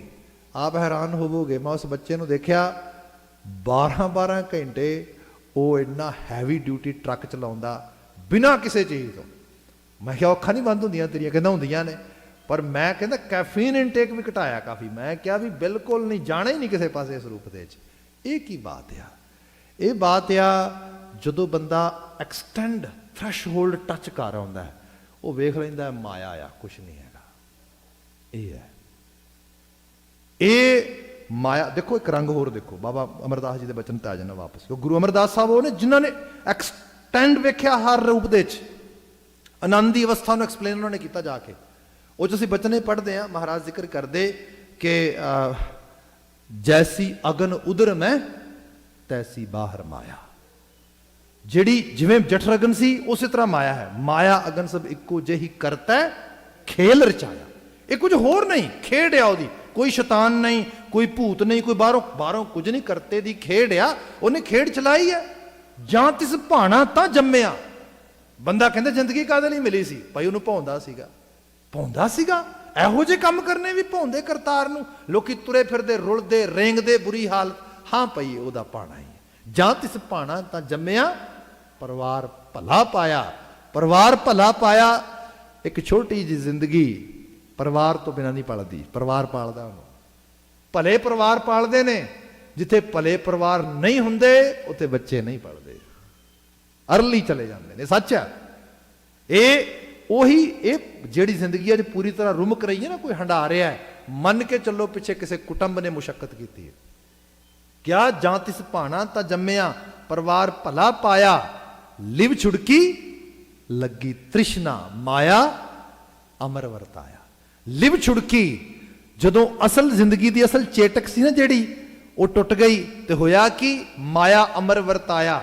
ਸਿਰ ਤੇ ਮਾਇਆ ਚੜ ਗਈ। ਤੇ ਫਿਰ ਉਹ ਮਾਇਆ ਚੜੀ ਹੋਈ ਸਿਰ ਤੇ ਪਤਾ ਕੀ ਕਹਿੰਦੀ ਆ ਕਰ, ਆ ਪੁੱਠਾ ਕੰਮ ਕਰ, ਆ ਗਲਤ ਕੰਮ ਕਰ, ਆ ਸ਼ਰਾਬ ਪੀ, ਆ ਨਸ਼ੇ ਕਰ। ਬੰਦਾ ਕਹਿੰਦਾ ਮੇਰੀ ਪੇਸ਼ ਕੋਈ ਨਹੀਂ ਜਾ ਰਹੀ, ਜਨਾਬ ਮੈਂ ਤੇ ਬਹੁਤ ਤੰਗ ਆ, ਮੈਂ ਤੇ ਆਪ ਛੱਡਣਾ ਚਾਹੁੰਦਾ, ਮੈਂ ਤੇ ਆਪ ਜਾਣਾ ਚਾਹੁੰਦਾ ਦੂਰ। ਮਾਇਆ ਅਮਰ ਵਰਤਾਇਆ। ਅਮਰ ਕਹਿੰਦੇ ਹੁਕਮ ਨੂੰ, ਉਹ ਹੁਕਮ ਚਲਾਉਂਦੀ ਸਿਰ ਤੇ ਬੈਠ ਕੇ। ਆ ਰੂਪ ਆ।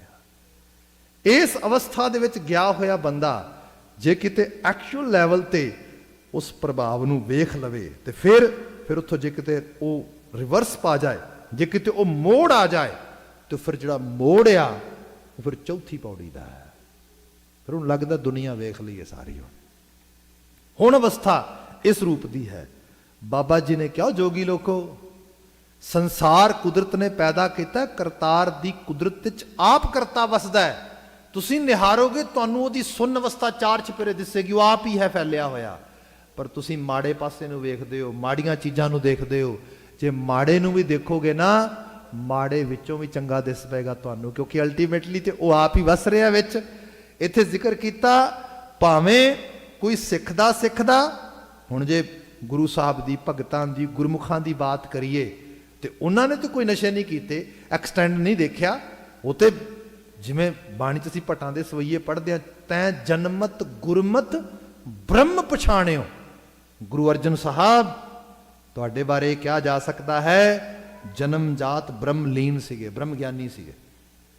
ਇਹ ਵੀ ਹੈ, ਇਹ ਕਰਤਾਰੀ ਅਵਸਥਾ ਹੈ, ਕਿਸੇ ਨੂੰ ਕਿਸੇ ਜਗ੍ਹਾ ਤੇ ਮਿਲ ਰਹੀ, ਕਿਸੇ ਨੂੰ ਕਿਸੇ ਜਗ੍ਹਾ ਤੇ। ਪਰ ਜ਼ਿਕਰ ਆਇਆ ਚੌਥੇ ਸੁਣਨਾ, ਜਦੋਂ ਉਸ ਅਵਸਥਾ 'ਚ ਬੰਦਾ ਉਸ ਅਵੇਕਨ ਸਿਚੁਏਸ਼ਨ ਵਿੱਚ ਆ ਜਾਂਦਾ, ਅਵੇਅਰ ਹੋ ਜਾਂਦਾ ਹੈ। ਜੋ ਨਰ ਜਾਣੈ ਤਾਂ ਕੋ ਪਾਪ ਨਾ ਪੁੰਨੰ, ਉਹਦੇ ਲਈ ਪਾਪ ਪੁੰਨ ਦੋਏ ਭਈ ਕਹਾਵਤ, ਉਹਦੇ ਲਈ ਕੌਬਤ ਹੋ ਜਾਂਦੀ ਹੈ। ਉਹ ਪਾਪ ਪੁੰਨ ਦੇ ਚੱਕਰ ਤੋਂ ਪਰੇ ਹੋ ਜਾਂਦਾ ਹੈ। ਸੰਸਾਰੀ ਲੋਕ ਬਹੁਤਾਇਤ ਪਾਪ ਪੁੰਨ ਦੇ ਚੱਕਰ 'ਚ ਪਏ ਹੈਗੇ ਨੇ। ਇੰਜ ਕਿਹਾ ਜਾਏ, ਛੋਟੀਆਂ ਛੋਟੀਆਂ ਚੀਜ਼ਾਂ ਲੋਕੀ ਕਰਕੇ ਪੁੰਨ ਖੱਟਦੇ, ਛੋਟੀਆਂ ਛੋਟੀਆਂ ਚੀਜ਼ਾਂ ਆਲੇ ਦੁਆਲੇ ਲੋਕਾਂ ਨੂੰ ਕਰਦਿਆਂ ਵੇਖਦੇ ਤੇ ਆਪਣੇ ਆਪ ਨੂੰ ਤਸੱਲੀ ਦਿੰਦੇ, ਫਲਾਣਾ ਪਾਪੀ ਹੈ, ਫਲਾਣਾ ਮਾੜਾ ਆ, ਫਲਾਣਾ ਮਾੜਾ ਆ। ਹਕੀਕਤ ਇਹ ਹੈ, ਜਿਹੜਾ ਅਸਲ ਅਵਸਥਾ 'ਚ ਚਲਾ ਗਿਆ ਉਹ ਇਹ ਪਾਪ ਪੁੰਨ ਦੀ ਦਸ਼ਾ 'ਚ ਨਹੀਂ ਜਾਂਦਾ। ਉਹ ਤੇ ਸੁੰਨ ਅਵਸਥਾ ਅਸਲ ਮੰਨ ਗਿਆ ਹੈਗਾ। ਉਹ ਇਹਨਾਂ ਚੀਜ਼ਾਂ 'ਚ ਪੈਂਦਾ ਹੀ ਨਹੀਂ, ਉਹ ਕਿਸੇ ਨੂੰ ਵਿਖਾਉਂਦਾ ਹੀ ਨਹੀਂ। ਉਹ ਕਿਸੇ ਦੀ ਕੋਈ ਉਹਨੂੰ ਪਲੀਜ਼ ਕਰੇ ਤੇ ਕੋਈ ਉਹਨੂੰ ਐਕਸੈਪਟ ਕਰੇ, ਇਹ ਕੰਮ ਹੀ ਚਲਾ ਗਿਆ। ਉਹਦਾ ਤੇ ਅਸਲ ਸਮਝ ਆ ਗਈ, ਉਹ ਆਪਣੇ ਜੀਵਨ ਦੇ ਉਸ ਮਕਸਦ ਨੂੰ ਪ੍ਰਣਾਉਣ ਵਾਸਤੇ ਤੁਰ ਪਿਆ। ਹੁਣ ਉਹਨੂੰ ਸਾਹਿਬ ਨੇ ਕਿਹਾ ਤਾਂ ਕੋ ਪਾਪ ਨਾ ਪੁੰਨ, ਘਟ ਘਟ ਸੁੰਨ ਕਾ ਜਾਣਾ ਭਿਓ। ਹਰ ਹਿਰਦੇ ਜਿਹੜੀ ਸੁੰਨ, ਉਹ ਨਿਰਗੁਣ ਅਵਸਥਾ ਬੈਠੀ ਰੱਬ ਜੀ ਦੀ, ਉਹਦਾ ਭੇਤ ਲੈ ਗਿਆ, ਉਹਦਾ ਪਤਾ ਲੱਗ ਗਿਆ। ਆਦ ਪੁਰਖ ਨਿਰੰਜਨ ਦਿਓ। ਇੱਥੇ ਫਿਰ ਉਹ ਉਸ ਜੋਗੀ ਗੋਰਖਨਾਥ ਨੂੰ ਜਾਂ ਕਿਸੇ ਭੰਗਰਨਾਥ ਨੂੰ ਜਾਂ ਆਦਨਾਥ ਨੂੰ ਨਹੀਂ ਲੱਭਦਾ। ਉਹ ਖਤਮ ਹੋ ਗਈ ਚੀਜ਼। ਇੱਥੇ ਕੀ ਹੋਇਆ? ਆਦ ਪੁਰਖ ਨਿਰੰਜਨ ਦਿਓ। ਅਸਲ ਜਿਹੜਾ ਸ਼ੁਰੂ ਤੋਂ ਲੈ ਕੇ ਅਖੀਰ ਤੱਕ ਨਿਰੰਜਨ ਮਾਇਆ ਦੇ ਵਿੱਚ ਰਹਿਤ ਤਤ ਹੈ, ਸਰਬ ਵਿਆਪਕ, ਉਹਦੇ ਨਾਲ ਉਹਦੀ ਆਤਮਿਕ ਸਾਂਝ ਬਣ ਜਾਂਦੀ। ਜੋ ਨਰ ਨਾਮ ਨਿਰੰਜਨ ਰਾਤਾ, ਜੋ ਹਸਤੀ ਸ਼ਖਸੀਅਤ ਬਸ਼ਰ ਹਿਊਮਨ ਬੀਇੰਗ ਇਸ ਕਿਸਮ ਦੀ ਆਈਡੀਓਲੋਜੀ ਦੇ ਨਾਲ ਐਸੋਸੀਏਸ਼ਨ ਬਿਲਡ ਕਰ ਲੈਂਦਾ ਹੈ, ਨਿਰੰਜਨ ਵਿੱਚ ਰਤ ਜਾਂਦਾ ਹੈਗਾ। ਨਾਨਕ ਸੋਈ ਪੁਰਖ ਵਿਧਾਤਾ, ਹੇ ਨਾਨਕ ਕਹਿ ਉਹ ਕੁਝ ਹੋਰ ਨਹੀਂ, ਉਹ ਰੱਬ ਹੀ ਹੈ, ਉਹ ਆਪ ਹੀ ਹੈ। ਹੁਣ ਇਹ ਅਵਸਥਾ ਜਿਹੜੀ ਹੈ, ਇਹਨੂੰ ਇਸ ਰੂਪ ਵਿੱਚ ਵੀ ਜਾਣੋ। ਕਈ ਵਾਰੀ ਅਸੀਂ ਬਚਨ ਪੜ੍ਹਦੇ ਹਾਂ, ਗੁਰੂ ਰਾਮਦਾਸ ਸਾਹਿਬ ਦਾ ਹੁਕਮਨਾਮੇ ਦਾ ਵਾਕ ਪੜ੍ਹਦੇ ਹਾਂ। ਮਹਾਰਾਜ ਜ਼ਿਕਰ ਕਰਦੇ ਨੇ ਕਿ ਇਹ ਕਰਤਾਰ ਦਾ ਨਿਯਮ ਆ, ਜਿਨ ਹਰ ਜਪਿਆ ਸੇ ਹਰ ਹੋਏ, ਹਰ ਮਿਲਿਆ ਕੇਲ ਕਿਲਾਲੀ। ਜਿਨ੍ਹਾਂ ਨੇ ਹਰੀ ਜਪਿਆ, ਹਰੀ ਹਰੀ ਕਰਦਿਆਂ ਹਰੀ ਵਰਗੇ ਹੋ ਗਏ। ਉਹ ਕੇਲ ਕਿਲਾਲੀ, ਜਿਹੜਾ ਸਰਬ ਕੌਤਕ ਰਚਾਉਣ ਵਾਲਾ ਅਕਾਲ ਪੁਰਖ ਵਾਹਿਗੁਰੂ ਹੈ, ਉਹ ਆ ਕੇ ਅੰਤਰ ਆਤਮਾ ਵਿੱਚ ਆ ਕੇ ਟਿਕ ਗਿਆ। ਪਰ ਨਿਸ਼ਾਨੀ ਇਹਦੀ ਇਹ ਹੈ, ਜਿਹਨੂੰ ਸਮਝ ਲੱਗੀ ਉਹ ਆਪਣੀ ਪੂਜਾ 'ਚ ਨਹੀਂ ਪਿਆ। ਜਦੋਂ ਅੱਜ ਸੰਸਾਰ 'ਚ ਅਸੀਂ ਵਿਚਰਦੇ ਹਾਂ, ਮੁਸੀਬਤ ਇਹ ਬਣ ਗਈ ਹੈ ਕਿ ਜਿਹੜਾ ਸ਼ਖਸ ਕੋਈ ਧਾਰਮਿਕ ਤੌਰ 'ਤੇ ਦਿਸਦਾ ਹੈ ਵੀ ਇਹ ਧਾਰਮਿਕ ਤੌਰ 'ਤੇ ਹੈ, ਉਹਦੀ ਅਵਸਥਾ ਹੈ ਮੈਨੂੰ ਪੂਜੋ। ਭਗਤ ਕਬੀਰ ਜੀ ਤੇ ਨਹੀਂ ਕਹਿ ਰਹੇ ਮੈਨੂੰ ਪੂਜੋ। ਬਾਬਾ ਕਬੀਰ ਵਰਗੀਆਂ ਸਰੀਖੀਆਂ ਰੂਹਾਂ ਨੂੰ ਪੜ੍ਹਦਿਆਂ ਸੀ ਕਿੰਨੀ ਵਾਰੀ ਇਹਦੇ ਬਚਨ ਵਿਚਾਰੇ ਨੇ। ਉਹਨਾਂ ਨੂੰ ਕੋਈ ਆ ਕੇ ਕਹੇ ਵੀ ਕਬੀਰ ਸਾਹਿਬ, ਅਛਿਆਈ ਤੇ ਚੰਗਿਆਈ ਦਾ ਨਾਂ ਕਬੀਰ ਹੈ, ਤੇ ਜੇ ਅਛਿਆਈ ਚੰਗਿਆਈ ਦਾ ਨਾਂ ਕਬੀਰ ਹੈ ਤੇ ਫਿਰ ਕਬੀਰ ਪੂਜਣਾ ਚਾਹੀਦਾ, ਠੀਕ ਹੈ ਨਾ? ਆਪਾਂ ਕਬੀਰ ਦੀ ਪੂਜਾ ਕਰਦੇ ਹਾਂ। ਉਹ ਕਹਿੰਦੇ ਉਹ ਭਲੇ ਬੰਦੇ, ਕਬੀਰ ਸਭ ਤੇ ਹਮ ਬੁਰੇ, ਹਮ ਤਜ ਭਲੋ ਸਭ ਕੋਏ। ਬਾਬਾ ਕਬੀਰ ਤੁਸੀਂ ਇਹ ਕਹਿ ਰਹੇ ਹੋ, ਪਰ ਅਸੀਂ ਤੁਹਾਡੇ ਮਿੱਤਰ ਹਾਂ, ਅਸੀਂ ਤੁਹਾਡੇ ਦੋਸਤ ਹਾਂ, ਅਸੀਂ ਤੁਹਾਡੇ ਜਾਣਨ ਵਾਲੇ ਹਾਂ, ਅਸੀਂ ਜਾਣਦੇ ਹਾਂ ਤੁਸੀਂ ਬਹੁਤ ਚੰਗੇ ਬੰਦੇ ਹੋ, ਇਸ ਕਰਕੇ ਪੂਜਾਂਗੇ। ਬਾਬਾ ਕਬੀਰ ਕਹਿੰਦੇ, ਜਿਹਨੂੰ ਕਹਿੰਦੇ ਵਾਚ ਯੂਰ ਵਰਡਸ, ਦੁਬਾਰਾ ਆਪਣੇ ਆਪ ਨੂੰ ਸੁਣ। ਤੂੰ ਮੇਰਾ ਦੋਸਤ ਹੈ, ਮਿੱਤਰ ਹੈ, ਮੈਂ ਨਹੀਂ ਮੰਨਦਾ। ਕਿਉਂ? ਕਹਿੰਦੇ ਕਬੀਰ ਸਭ ਤੇ ਹਮ ਬੁਰੇ, ਹਮ ਤਜ ਭਲੋ ਸਭ ਕੋਏ, ਜਿਨ ਐਸਾ ਕਰ ਬੂਝਿਆ ਮੀਤ ਹਮਾਰਾ ਸੋਏ। ਜਿਹਨੇ ਜਾਣਿਆ ਵੀ ਐਵੇਂ ਹੈ, ਉਹਨੂੰ ਮਿੱਤਰ ਮੰਨਨੇ ਆ ਅਸੀਂ। ਪੂਜਾ ਅਰਚਨਾ ਨਹੀਂ, ਪੂਜਾ ਕਰਤਾਰ ਦੀ ਹੈ। ਬੰਦਾ ਰੱਬ ਰੱਬ ਜਪਦਾ, ਰੱਬ ਦੇ ਅਸੂਲਾਂ ਨੂੰ ਮੰਨਦਾ, ਰੱਬ ਰੂਪ ਹੋ ਜਾਏ, ਇਹ ਪੋਸੀਬਿਲਿਟੀ ਹੈ, ਇਹ ਸੰਭਾਵਨਾ ਹੈ। ਅਸੀਂ ਸਭ ਉਸ ਸੁੰਨ ਅਵਸਥਾ ਨੂੰ ਮਾਣ ਸਕਦੇ ਹਾਂ, ਜਿਸ ਸੁੰਨ ਅਵਸਥਾ ਦੇ ਵਿੱਚ ਬੰਦੇ ਦੇ ਵਿਹਾਰ ਕਿਰਦਾਰ ਦੇ ਅੰਦਰ ਇਤਨੀ ਸੁਚਮਤਾ, ਇਤਨਾ ਰੰਗ ਤਲਖ ਤੇ ਜਿਹੜਾ ਹੈਗਾ ਅਲਾਹੀ ਰੰਗ ਉਹਦੇ 'ਚ ਆ ਸਕੇ।